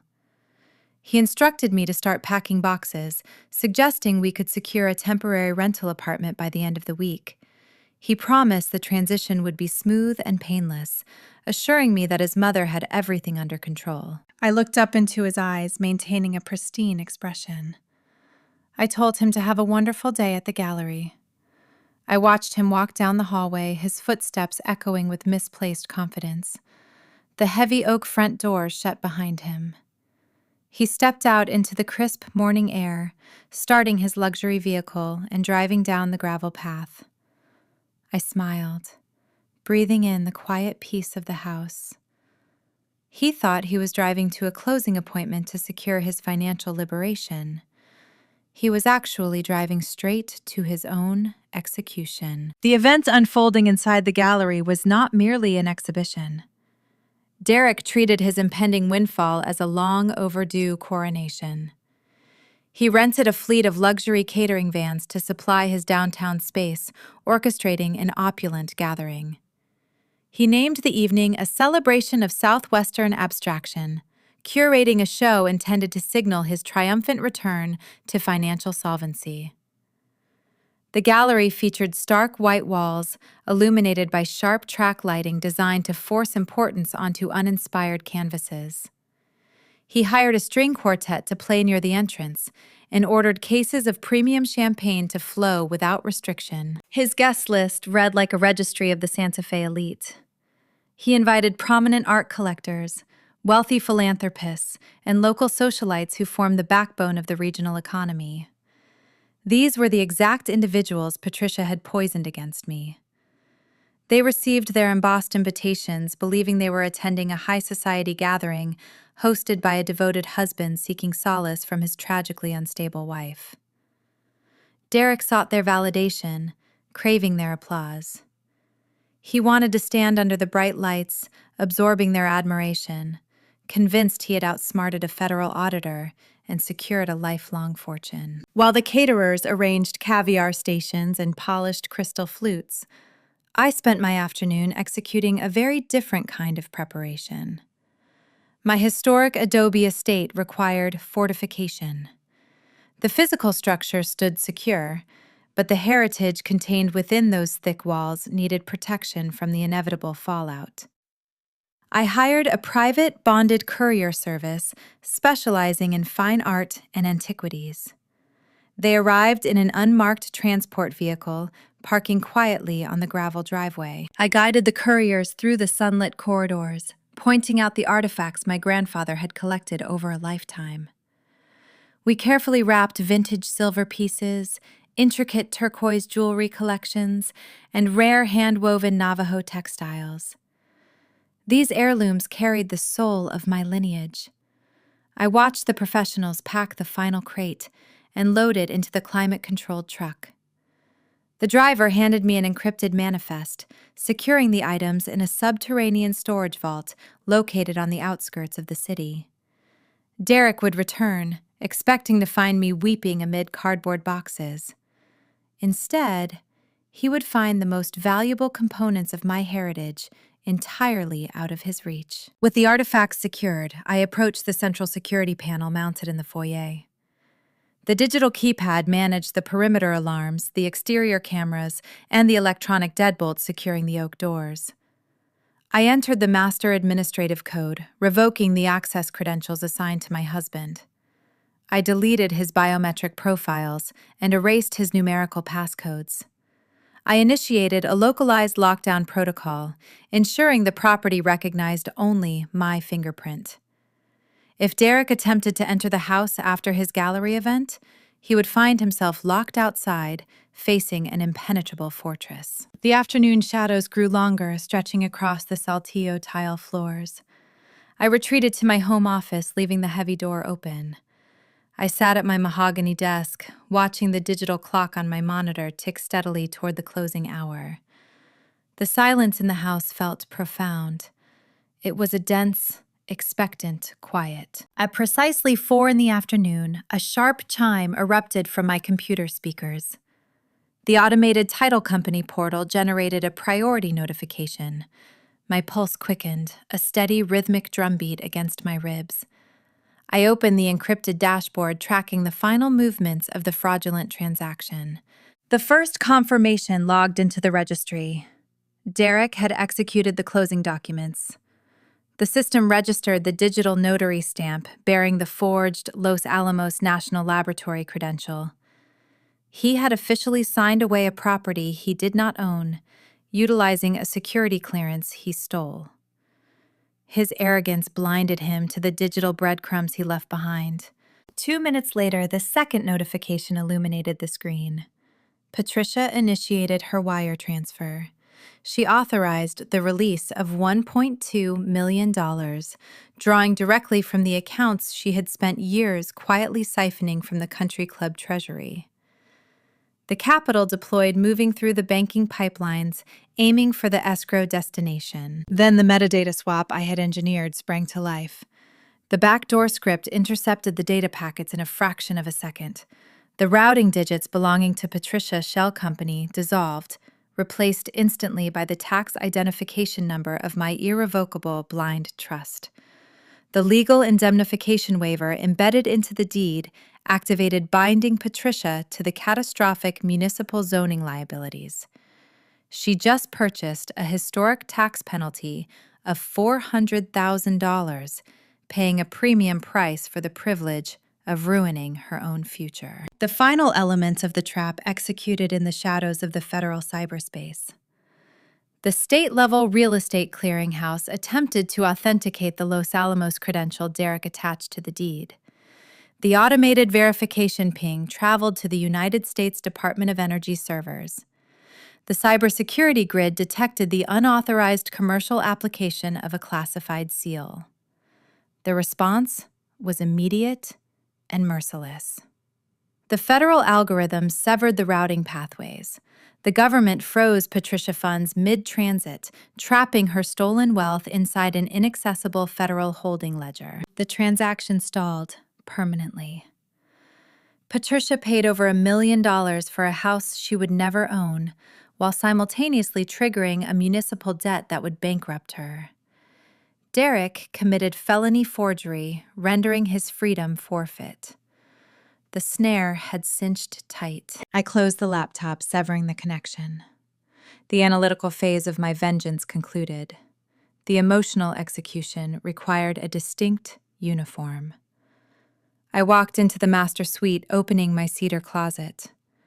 I bypassed the muted conservative tones expected of a fragile civil servant. I reached for a garment bag hanging in the far corner. I unzipped the protective cover, revealing a structured emerald green evening gown. The fabric felt heavy and luxurious, designed with clean architectural lines that commanded attention without appearing desperate. The deep green shade projected wealth, vitality, and unyielding control.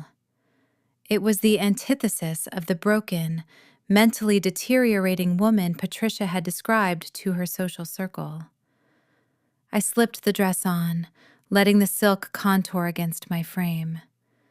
I paired the gown with sharp black stiletto heels that echoed against the hardwood floor like a metronome pacing a requiem. I sat before the vanity mirror, applying my makeup with surgical intent. I painted my lips a dark, resolute shade, pinning my hair into a sleek twist that exposed the sharp angles of my jaw. I looked at the reflection staring back at me. There was no trace of the compliant, naive wife who endured Sunday dinners filled with veiled insults. There was only the architect of their impending destruction. I retrieved my evening clutch, sliding my cell phone into the silk-lined pocket. The screen remained dark, but the audio recording of Derek committing federal extortion sat cued and ready. I walked down the grand staircase, leaving the quiet safety of the Adobe estate. A sleek black private town car idled at the base of the gravel driveway. The driver stepped out, opening the rear passenger door with a polite nod.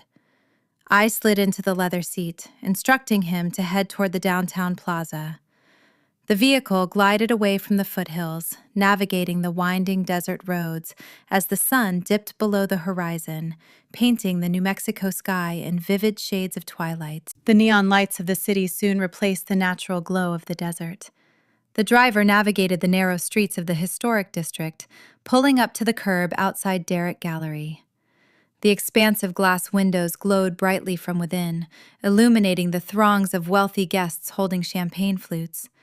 I could see the silhouettes of the elite art community milling about, celebrating a fraud. I stepped out of the vehicle, the cool evening air brushing against my bare shoulders. I stood on the sidewalk, watching the oblivious crowd through the glass pane. The time for tactical silence had expired. The stage was set, the audience was captive, and the actors were in position. I walked toward the heavy gallery doors, prepared to deliver the final act. The heavy glass doors of the gallery yielded to my push, swinging inward with a smooth, silent grace.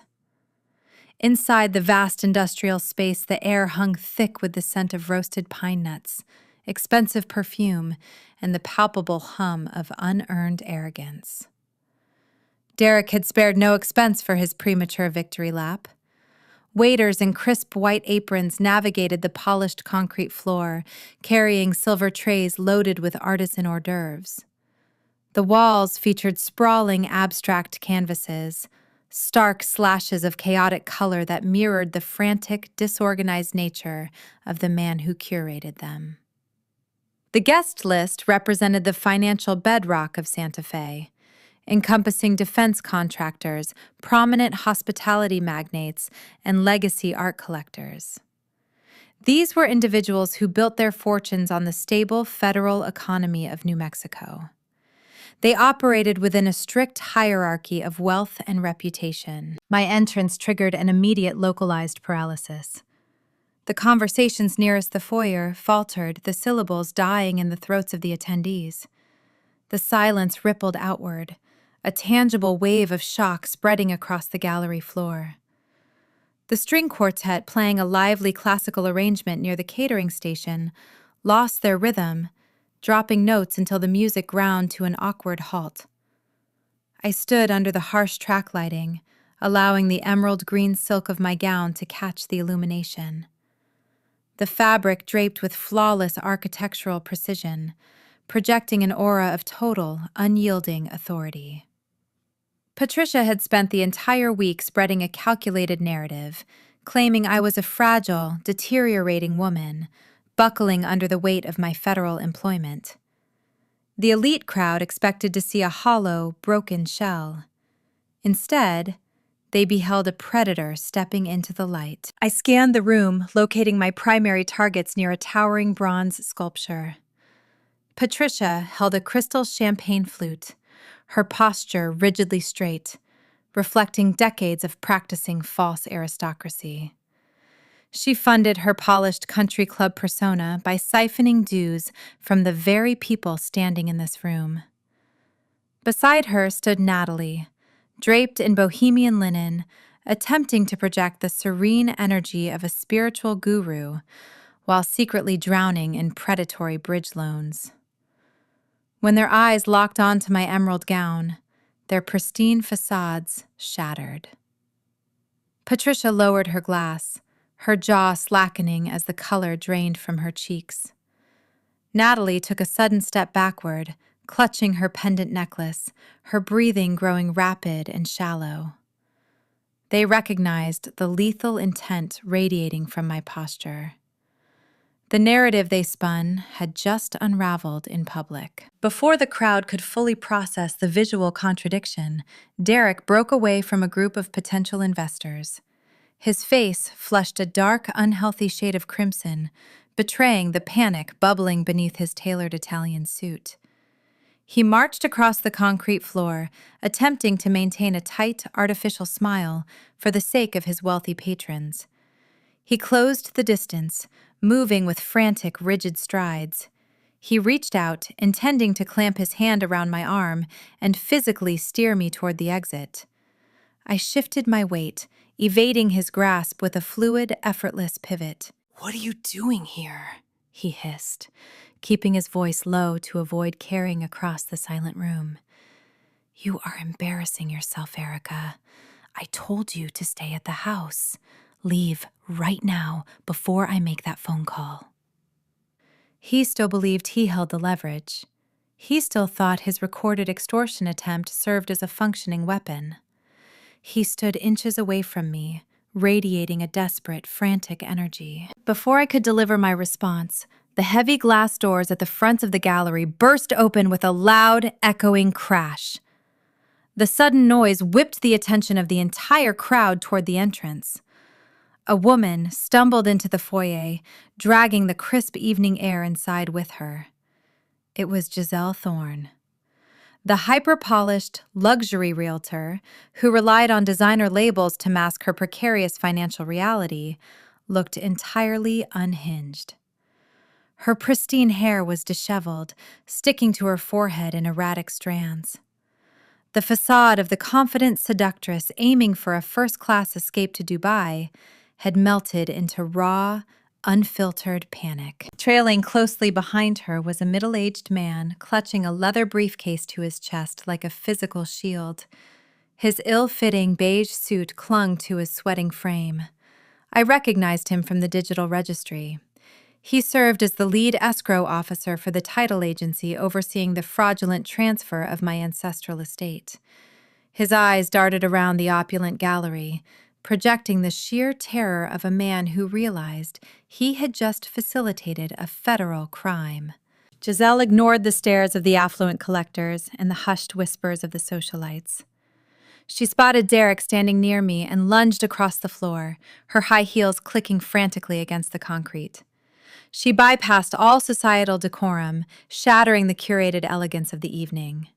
"The transaction bounced!" she screamed, her voice shrill and echoing off the high industrial ceilings. "Derek, the wire bounced. The funds did not clear." Derek stiffened, his artificial smile dissolving into a mask of pure confusion. He looked from his mistress to his mother, who had rushed over from the bronze sculpture. Patricia gripped the edge of a cocktail table, her knuckles turning a stark shade of white. "That is impossible," Patricia snapped, her voice trembling with rising hysteria. "I authorized the release hours ago. I saw the confirmation receipt." The gallery remained captivated, watching the implosion of the Cole family live and unedited. I took a slow, deliberate step forward, placing myself directly in the center of their frantic circle. The sharp snap of my stiletto heels drew every eye in the room. "The transaction did not bounce," I announced, projecting my voice so the syllables carried clearly to the farthest corners of the exhibition space. I looked directly into Derek, panicked eyes.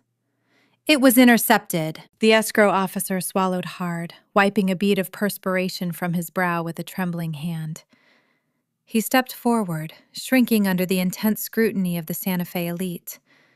Many of the guests in attendance held high-level clearances or managed lucrative government contracts.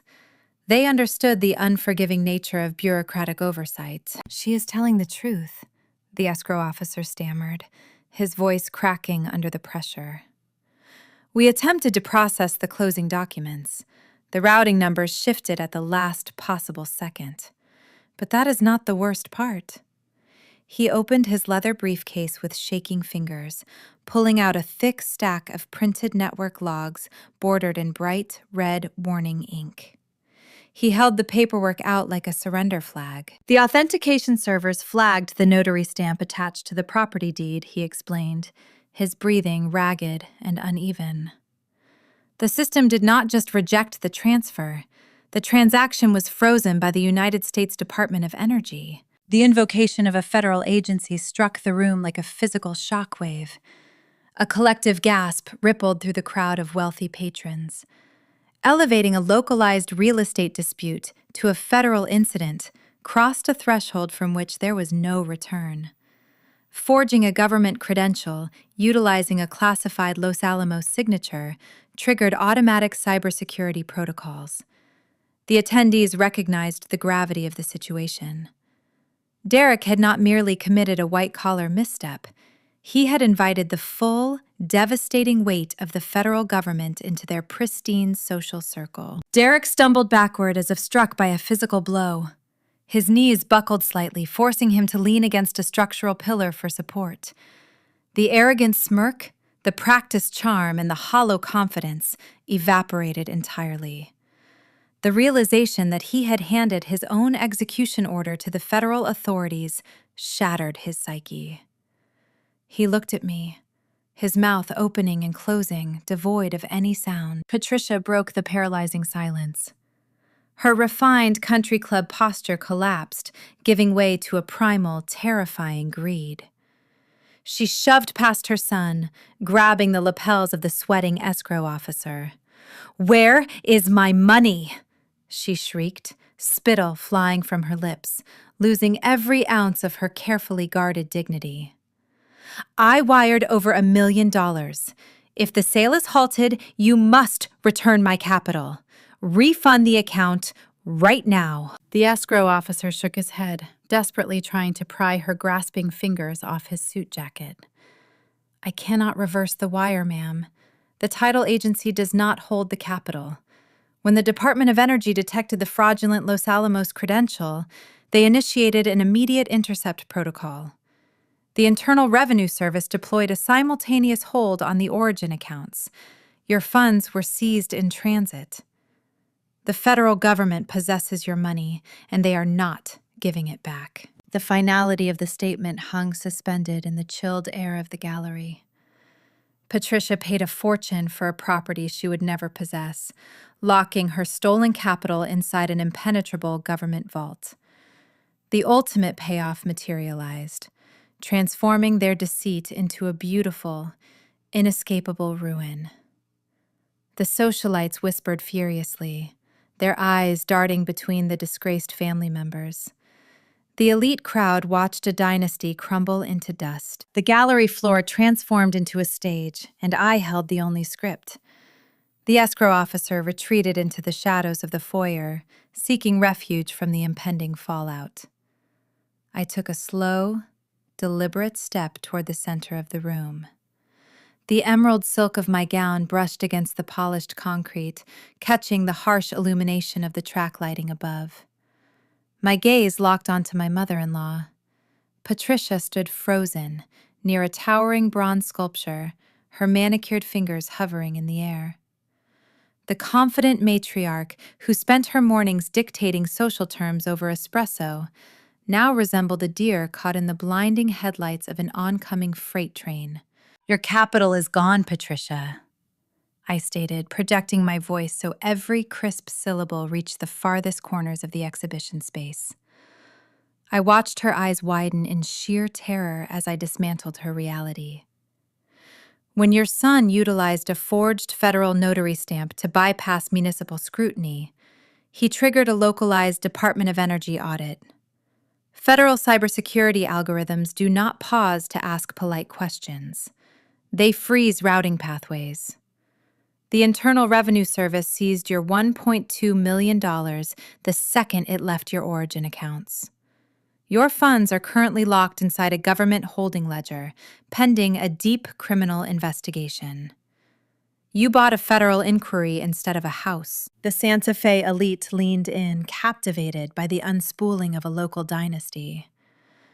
I turned my attention to the audience, addressing the wealthy art collectors, philanthropists, and museum curators who funded Patricia's pristine country club lifestyle. For months, Patricia fed you a curated narrative, I announced, sweeping my hand toward the pale, trembling woman. She claimed I was buckling under the pressure of my career, projecting a false image of a devoted mother trying to protect her son. In reality, she registered a Delaware shell company using embezzled funds to purchase my ancestral estate for a fraction of its market value. I did not stop there. I laid out the entire blueprint of her greed. She intended to flip my heritage to a commercial resort developer 6 months from now. I continued, my tone echoing with lethal calm. She planned to pocket millions in profit while rendering her own daughter-in-law homeless. She weaponized your sympathy to cover her theft. The revelation struck the room like a physical blow. Santa Fe high society operates on a strict code of ethics where public grace and philanthropy dictate social standing. Discovering that a prominent matriarch orchestrated a predatory real estate heist against her own family severed her remaining ties to polite society. The guests recoiled. Wealthy women in designer gowns took deliberate steps backward, distancing themselves from the toxic epicenter. A prominent local judge shook his head in sheer revulsion. Patricia gasped, her lungs struggling to pull oxygen into her chest. The crystal champagne flute slipped from her trembling fingers, hitting the floor. The delicate glass shattered, sending a spray of sparkling wine across the toes of her expensive leather shoes. The collateral damage extended far beyond the matriarch. My gaze shifted to Natalie. The self-proclaimed spiritual life coach spent her days preaching holistic abundance while hiding a catastrophic reality. She stood near the catering table, clutching her woven linen shawl, her chest heaving with rapid, shallow breaths. Natalie relied on the illusion of inherited wealth to fund her expensive wellness retreats. When her credit lines dried up, she sought capital from predatory private lenders operating outside the boundaries of traditional banking. She secured a $300,000 bridge loan, promising those dangerous creditors a guaranteed 20% cut of the equity stolen from my home. I watched the exact moment the truth pierced Natalie's spiritual facade. The fraudulent sale failed. The equity she promised to her lenders evaporated into the crisp desert air. The individuals who funded her recent holistic seminars were not forgiving bankers who sent polite collection letters. They were ruthless operators who demanded immediate repayment upon default. By tomorrow morning, those creditors would arrive at her doorstep seeking their missing capital. Natalie's knees buckled slightly. She leaned heavily against the catering table, hyperventilating, as the terrifying reality of her looming default crushed her manufactured serenity. She realized she was facing profound financial ruin with zero protection. The systematic dismantling of his family pushed Derek over the edge. The charming gallery owner dissolved, leaving behind a desperate, cornered fraudster. He lunged forward, closing the distance between us. His face flushed a dark, unhealthy shade of crimson. The veins in his neck throbbed, visible under the bright gallery lights. His tailored suit jacket flapped open, ruined by sweat and panic. He raised his voice, attempting to drown out my execution, trying to reclaim control of a room that had already condemned him. "Shut your mouth, Erica!" he screamed, pointing a shaking finger directly at my face. "You are ruining everything. I told you what would happen if you interfered with this transaction. I will call your sector supervisor at Los Alamos right now. I will tell them you have lost your mind. I will have your security clearance revoked before midnight. I will end your career right here in front of everyone." His threat echoed off the high industrial ceilings hanging suspended in the tension-filled gallery. The wealthy patrons watched in stunned horror as a local businessman threatened to sabotage a federal auditor in front of dozens of influential witnesses. Derek believed his volume equaled power. He assumed public intimidation would force my submission, preventing any further revelations. I offered him a serene, triumphant smile. I did not raise my voice to match his frantic yelling. I simply reached into the silk-lined pocket of my evening clutch. I retrieved my cell phone, unlocking the device with a swift swipe of my thumb. Earlier in the evening, I noticed Derek had connected his personal phone to the gallery's central Bluetooth sound system to stream the ambient background music. He left the pairing network open, an amateur mistake born from unchecked arrogance. I tapped the configuration settings, linking my device to the towering acoustic speakers mounted in the four corners of the exhibition hall. I opened the encrypted audio file I recorded during his ambush in my home office. I pressed play. The ambient chatter in the gallery ceased. The pristine, high-fidelity audio blasted through the professional-grade speakers, overriding the string quartet. Derek recorded voice filled the vast space, carrying a cruel, sinister edge that contradicted his public persona. "If you refuse, I will pick up my phone and call the Internal Security Division at Los Alamos National Laboratory." The recording projected crisp and undeniable. "I will inform them that you are acting erratic, harboring paranoid delusions, and exhibiting signs of severe mental instability." The attendees stood paralyzed. They listened to a man they trusted outline a calculated felony extortion plot against his own wife. They heard him explicitly weaponize a fake mental health crisis to steal real estate. The recording pressed forward, unforgiving and sharp. "Be a good wife, Erica. Start packing your things tomorrow." The audio captured the exact moment a white-collar dispute transitioned into a documented federal crime. The sheer sociopathy on display silenced any remaining doubters in the room. The art collectors stared at Derek with unmasked disgust. The digital playback ended, leaving a suffocating void in its wake. Derek stared at the black speakers mounted on the wall as if they were venomous serpents. The reality of his situation crashed down upon him, crushing his spine. He was not arguing with his wife in the privacy of our kitchen. He was broadcasting his federal crimes to a room full of potential witnesses, many of whom possessed the legal authority to subpoena his records by morning. His shoulders collapsed inward. The predatory energy drained from his limbs, leaving a hollow, terrified shell. He stumbled backward, his polished dress shoes slipping on the concrete floor. He collided with a padded viewing chair placed near the center of the exhibit. His legs gave out. Derek collapsed into the seat, burying his face in his hands, utterly destroyed. The gallery remained trapped in a paralyzing silence. Derek slumped in the viewing chair, a hollow shadow of the man who had commanded the room moments earlier. My focus shifted away from his ruined posture. A peripheral movement caught my eye. Near the rear exit, illuminated only by the faint glow of an emergency sign, Giselle Thorne inched toward the heavy metal fire door. She spent her career craving the spotlight, leveraging leased sports cars and designer labels to project an illusion of elite success. Tonight, she desperately sought invisibility. She realized the syndicate had collapsed, and self-preservation dictated a swift departure. "Leaving so soon, Giselle?" I asked, projecting my voice across the concrete floor. The syllables struck her like physical blows, halting her mid-stride. She stiffened, her hand hovering mere inches from the brass push bar of the exit. "You have not collected your commission yet.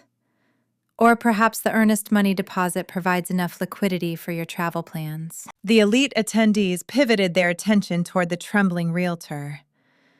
Giselle turned slowly, her face a ghastly shade of pale. I closed the distance between us, moving with fluid, unhurried grace.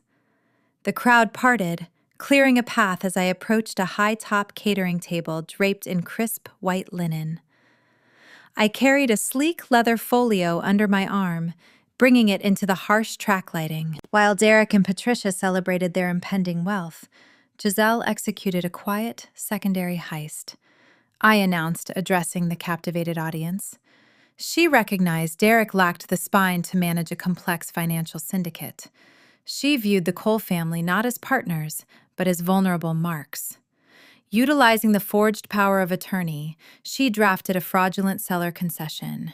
She claimed my historic adobe roof required emergency structural repairs prior to the title transfer. She funneled $100,000 of Patricia initial capital directly into a Nevada contractor firm she secretly owned. I opened the leather folio, retrieving a stack of printed financial ledgers. I turned toward a prominent art investor standing nearby. He wore a tailored charcoal suit and served on the board of several local charities. I handed the dossier to him. He accepted the paperwork, his brow furrowing as his eyes scanned the highlighted text. "Read the destination of those wire transfers," I instructed, maintaining a cold, steady tone. The investor adjusted his glasses, tracing the routing numbers with his index finger. "These funds route to an offshore holding account," he read aloud, his voice carrying a note of profound shock. "And there is a travel itinerary attached. A one-way, first-class ticket to Dubai booked for tomorrow morning." The revelation sent a fresh wave of disbelief through the gallery. Giselle never intended to share the equity from the house flip. She orchestrated a brilliant betrayal, manipulating a greedy mother and an incompetent son. She engineered the fraud, secured her payout, and planned to vanish before the dust settled, leaving the Cole family to face the legal consequences alone. She played them with flawless precision, extracting their capital to fund her international escape. Derek lifted his head from his hands, staring at his mistress with hollow, betrayed eyes. The woman he risked his marriage and his freedom to impress had viewed him merely as a stepping stone. Patricia let out a strangled gasp, clutching the edge of the bronze sculpture for support. The realization that she had been robbed by the very operative she hired to rob me fractured her remaining composure. The devastation required one final layer to reach completion. I turned my attention back to my mother-in-law. I reached into the leather folio and extracted a single formal document bearing the official seal of the Santa Fe Municipal Zoning Board. I walked over to the catering table and slid the crisp white paper across the linen, stopping it directly in front of Patricia. "You spent 30 years curating an image of untouchable old money," I stated, my voice echoing with lethal calm. "You hosted charity galas and dictated social hierarchies while quietly draining the country club treasury to maintain your illusion. You believed your pedigree elevated you above the consequences of your actions, but you made a fatal error when you signed the closing documents earlier today." Patricia stared at the municipal form, her eyes darting across the dense legal paragraphs. Her hands shook so severely she could not pick up the paper. "My grandfather enrolled my estate in a century-old historic preservation program," I explained, forcing her to comprehend the magnitude of her mistake. Transferring the title to a commercial entity triggers a retroactive tax penalty, calculating uncollected commercial rates spanning 2 decades. The fee equals $400,000, payable immediately upon closing. I paused, letting the arithmetic settle into her panicked mind. When you signed the indemnification waiver on the fraudulent deed, you assumed all municipal zoning liabilities. Your stolen funds were seized in transit by the federal government.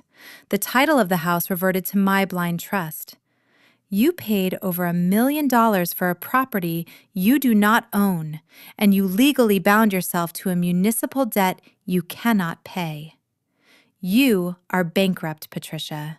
Your accounts are frozen, your social standing is eradicated, and the city will place liens on any remaining assets you possess. The matriarch collapsed inward. The sophisticated posture she guarded for decades dissolved into a puddle of raw, weeping despair. She fell to her knees on the polished concrete, sobbing uncontrollably. The wealthy patrons she spent her life trying to impress looked down at her with unfiltered pity and revulsion.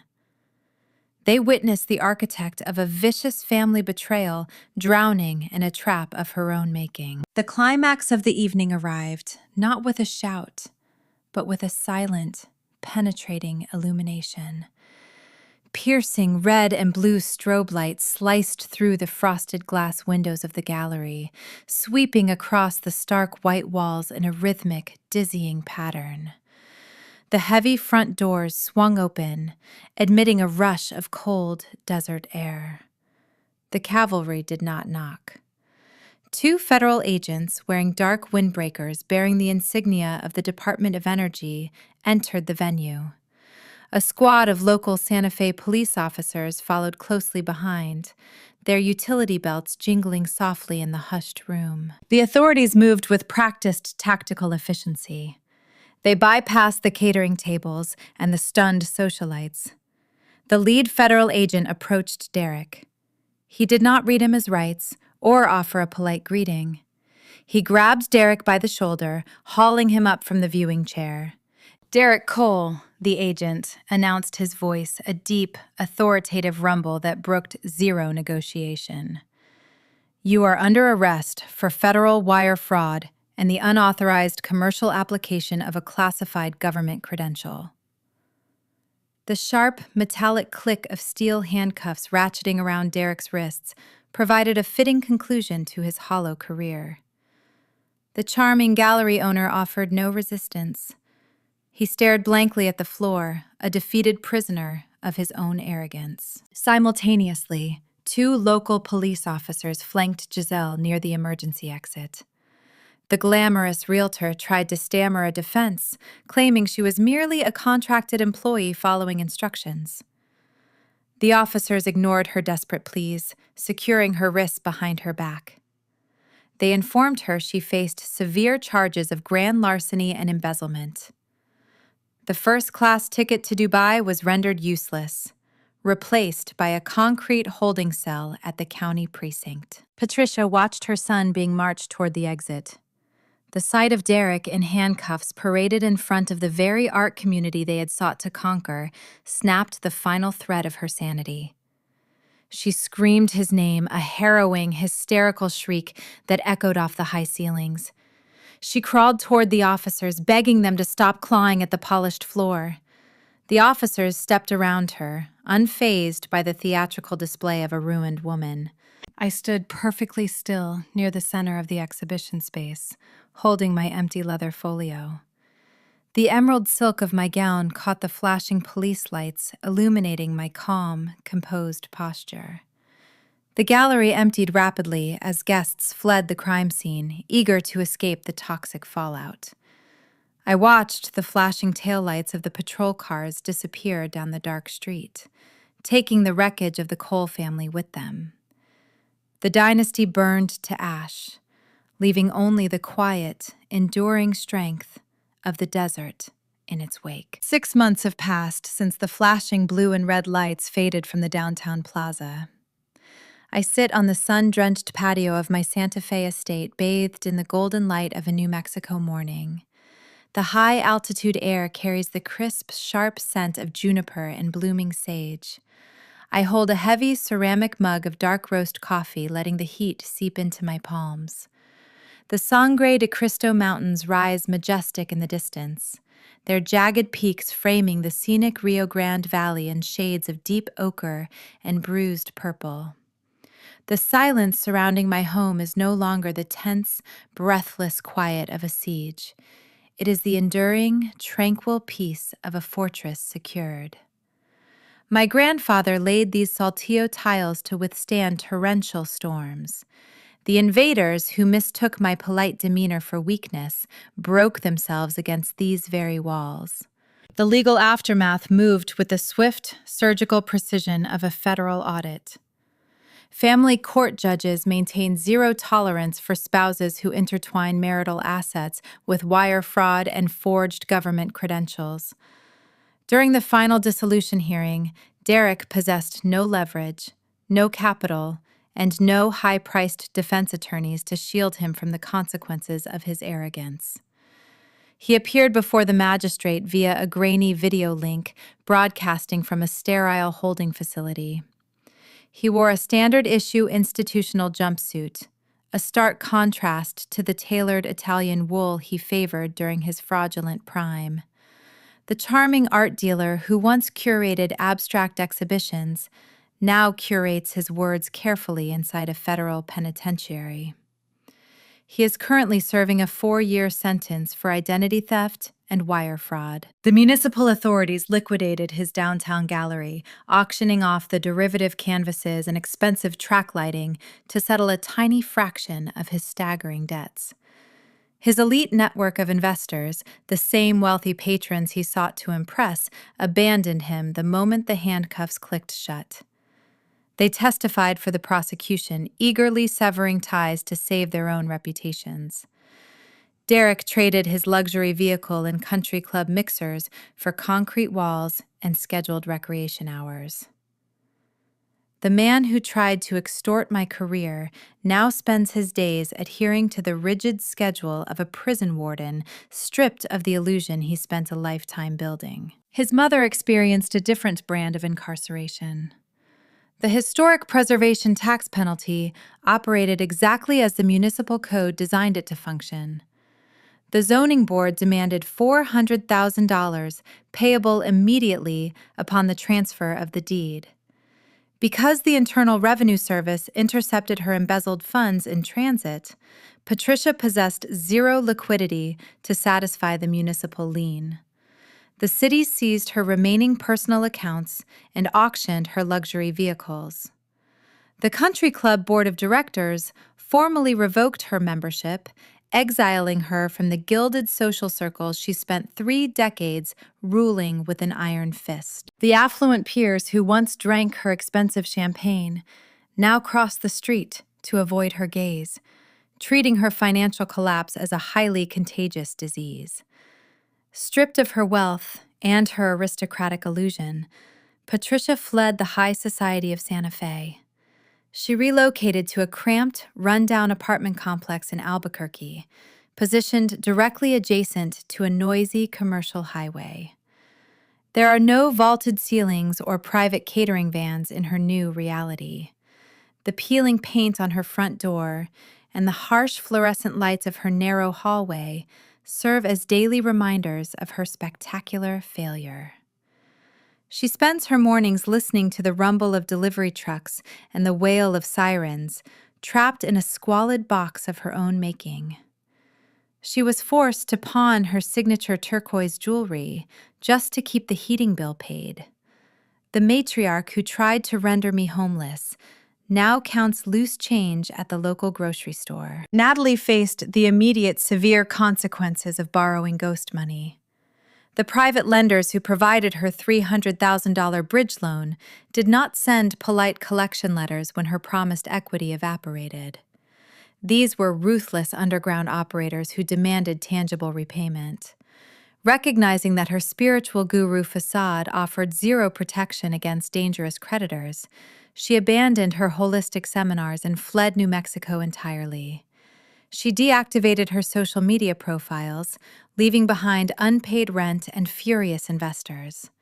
She packed a single suitcase in the dead of night, adopting burner phones and assumed names. The woman who callously voted to sell my heritage vanished into the ether, running from shadows and looking over her shoulder for the rest of her life. Giselle Thorne discovered that forging real estate concessions carries a steep, unforgiving price. The State Real Estate Commission revoked her broker license permanently. She pleaded guilty to embezzlement, trading her first-class ticket to Dubai for a plea deal that requires intense community service and crippling financial restitution. The luxury sports car she leased was repossessed, leaving her to navigate the city using public transportation. Her glamorous influencer lifestyle shattered, revealing the desperate, opportunistic fraud hiding beneath the designer blazers. I remained standing rooted in the soil of my ancestors. The family court judge awarded me 100% of my assets, citing the extreme criminal misconduct perpetrated by my former husband. The historic Adobe estate is solely mine, free from any lingering marital claims or toxic obligations. My career at Los Alamos National Laboratory did not suffer from the rumors Patricia tried to spread. The security division reviewed the incident, recognizing my swift, decisive action in neutralizing a compromised credential. My reputation within the federal grants compliance sector remains pristine, fortified by the unyielding integrity I demonstrated under fire. The colleagues who briefly doubted me now treat me with profound respect, understanding the lethal intellect hidden behind my quiet exterior. I take another slow sip of my coffee, feeling the crisp desert breeze brush against my face. The sun climbs higher, illuminating the rugged terrain of the Southwest. This land teaches resilience. It teaches that shallow roots wash away in the first flash flood, while deep, authentic foundations withstand the test of time. Society conditions women to surrender their boundaries to keep the peace. We are instructed to smile, to accommodate, to shrink our ambitions, rather than inconvenience the fragile egos of the men we marry. Derek and his family expected me to hand over my sanctuary because they believed their unearned prestige entitled them to harvest my hard work. They viewed my compliance as a given, and my silence as surrender. I chose a different path. I handed them the tools of their own undoing and stepped back to watch them work. Never allow an entitled individual to force you out of your own domain. If someone threatens your career, your home, or your peace, do not raise your voice in a futile argument. Gather your data, secure your perimeter, and build a trap so flawless they cannot resist stepping into it. Let the sheer arrogance of greedy people serve as the grand architect of their own permanent destruction. I set my ceramic mug down on the patio table. The morning is quiet, clear, and undeniably mine. There is a profound, almost sacred silence that settles over the high-altitude deserts of New Mexico in the aftermath of a violent storm. It is a quiet that forces you to stand among the scattered debris and ask unflinching questions about the structures we build to shelter ourselves. In American culture, no structure is held more sacred, more heavily romanticized, or more aggressively protected than the traditional family unit. We are taught from our earliest memories that the family is our ultimate sanctuary, a fortress of unconditional love, mutual respect, and shared responsibility. But as the spectacular and horrifying collapse of Derek and Patricia Cole so starkly demonstrates, when that sanctuary is constructed on a foundation of unearned entitlement, systemic deceit, and the obsessive preservation of social appearances, it ceases to function as a fortress. It functions as an inescapable trap. Sitting on the sun-drenched patio of my Adobe estate, tracing the weathered grain of the century-old wood, I am forced to look closely at the ashes of my former husband's shattered legacy. In doing so, we must confront deeply uncomfortable truths about modern parenting values, the weight of long-term guidance, and the heavy price of emotional illiteracy within the American dream. The tragedy of the Cole family is not merely a sensational tale of federal wire fraud, a lost art gallery, or a highly publicized arrest in Santa Fe. It is a devastating, real-world cautionary tale about what happens when parents confuse enabling with love, and when children are raised to believe that their mere existence is an achievement worthy of endless, unquestioned subsidy. At the absolute core of this narrative lies the toxic phenomenon of the heavily shielded child. Patricia raised Derek in a sterile emotional vacuum, entirely devoid of friction or accountability. She insulated him from the natural, necessary consequences of his actions, guarding him from the vital struggles that actually forge human character. In traditional American family education, we often celebrate the noble idea of providing our children with a better life than we experienced. We want to hand them the world on a silver platter.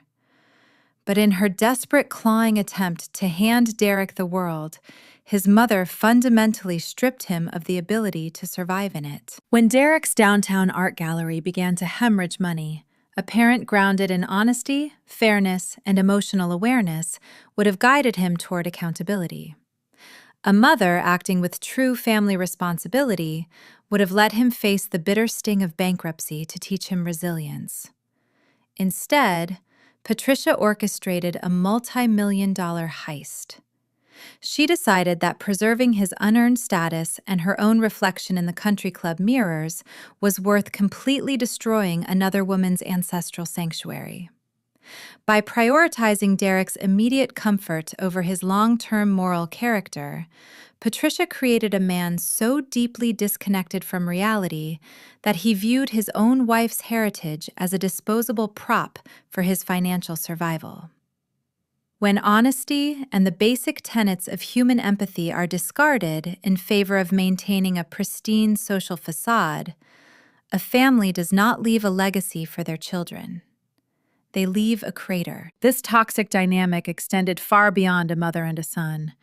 It poisoned the very concept of family duty for everyone caught in its gravitational pull. We are culturally conditioned to believe that family means shared sacrifice. We are told that loyalty requires us to absorb the burdens of those we love. But the Cole family weaponized this beautiful traditional sentiment, twisting it into a sophisticated emotional extortion ring. They sat around a dining table, drank wine, and declared that they had taken a vote to cannibalize my assets.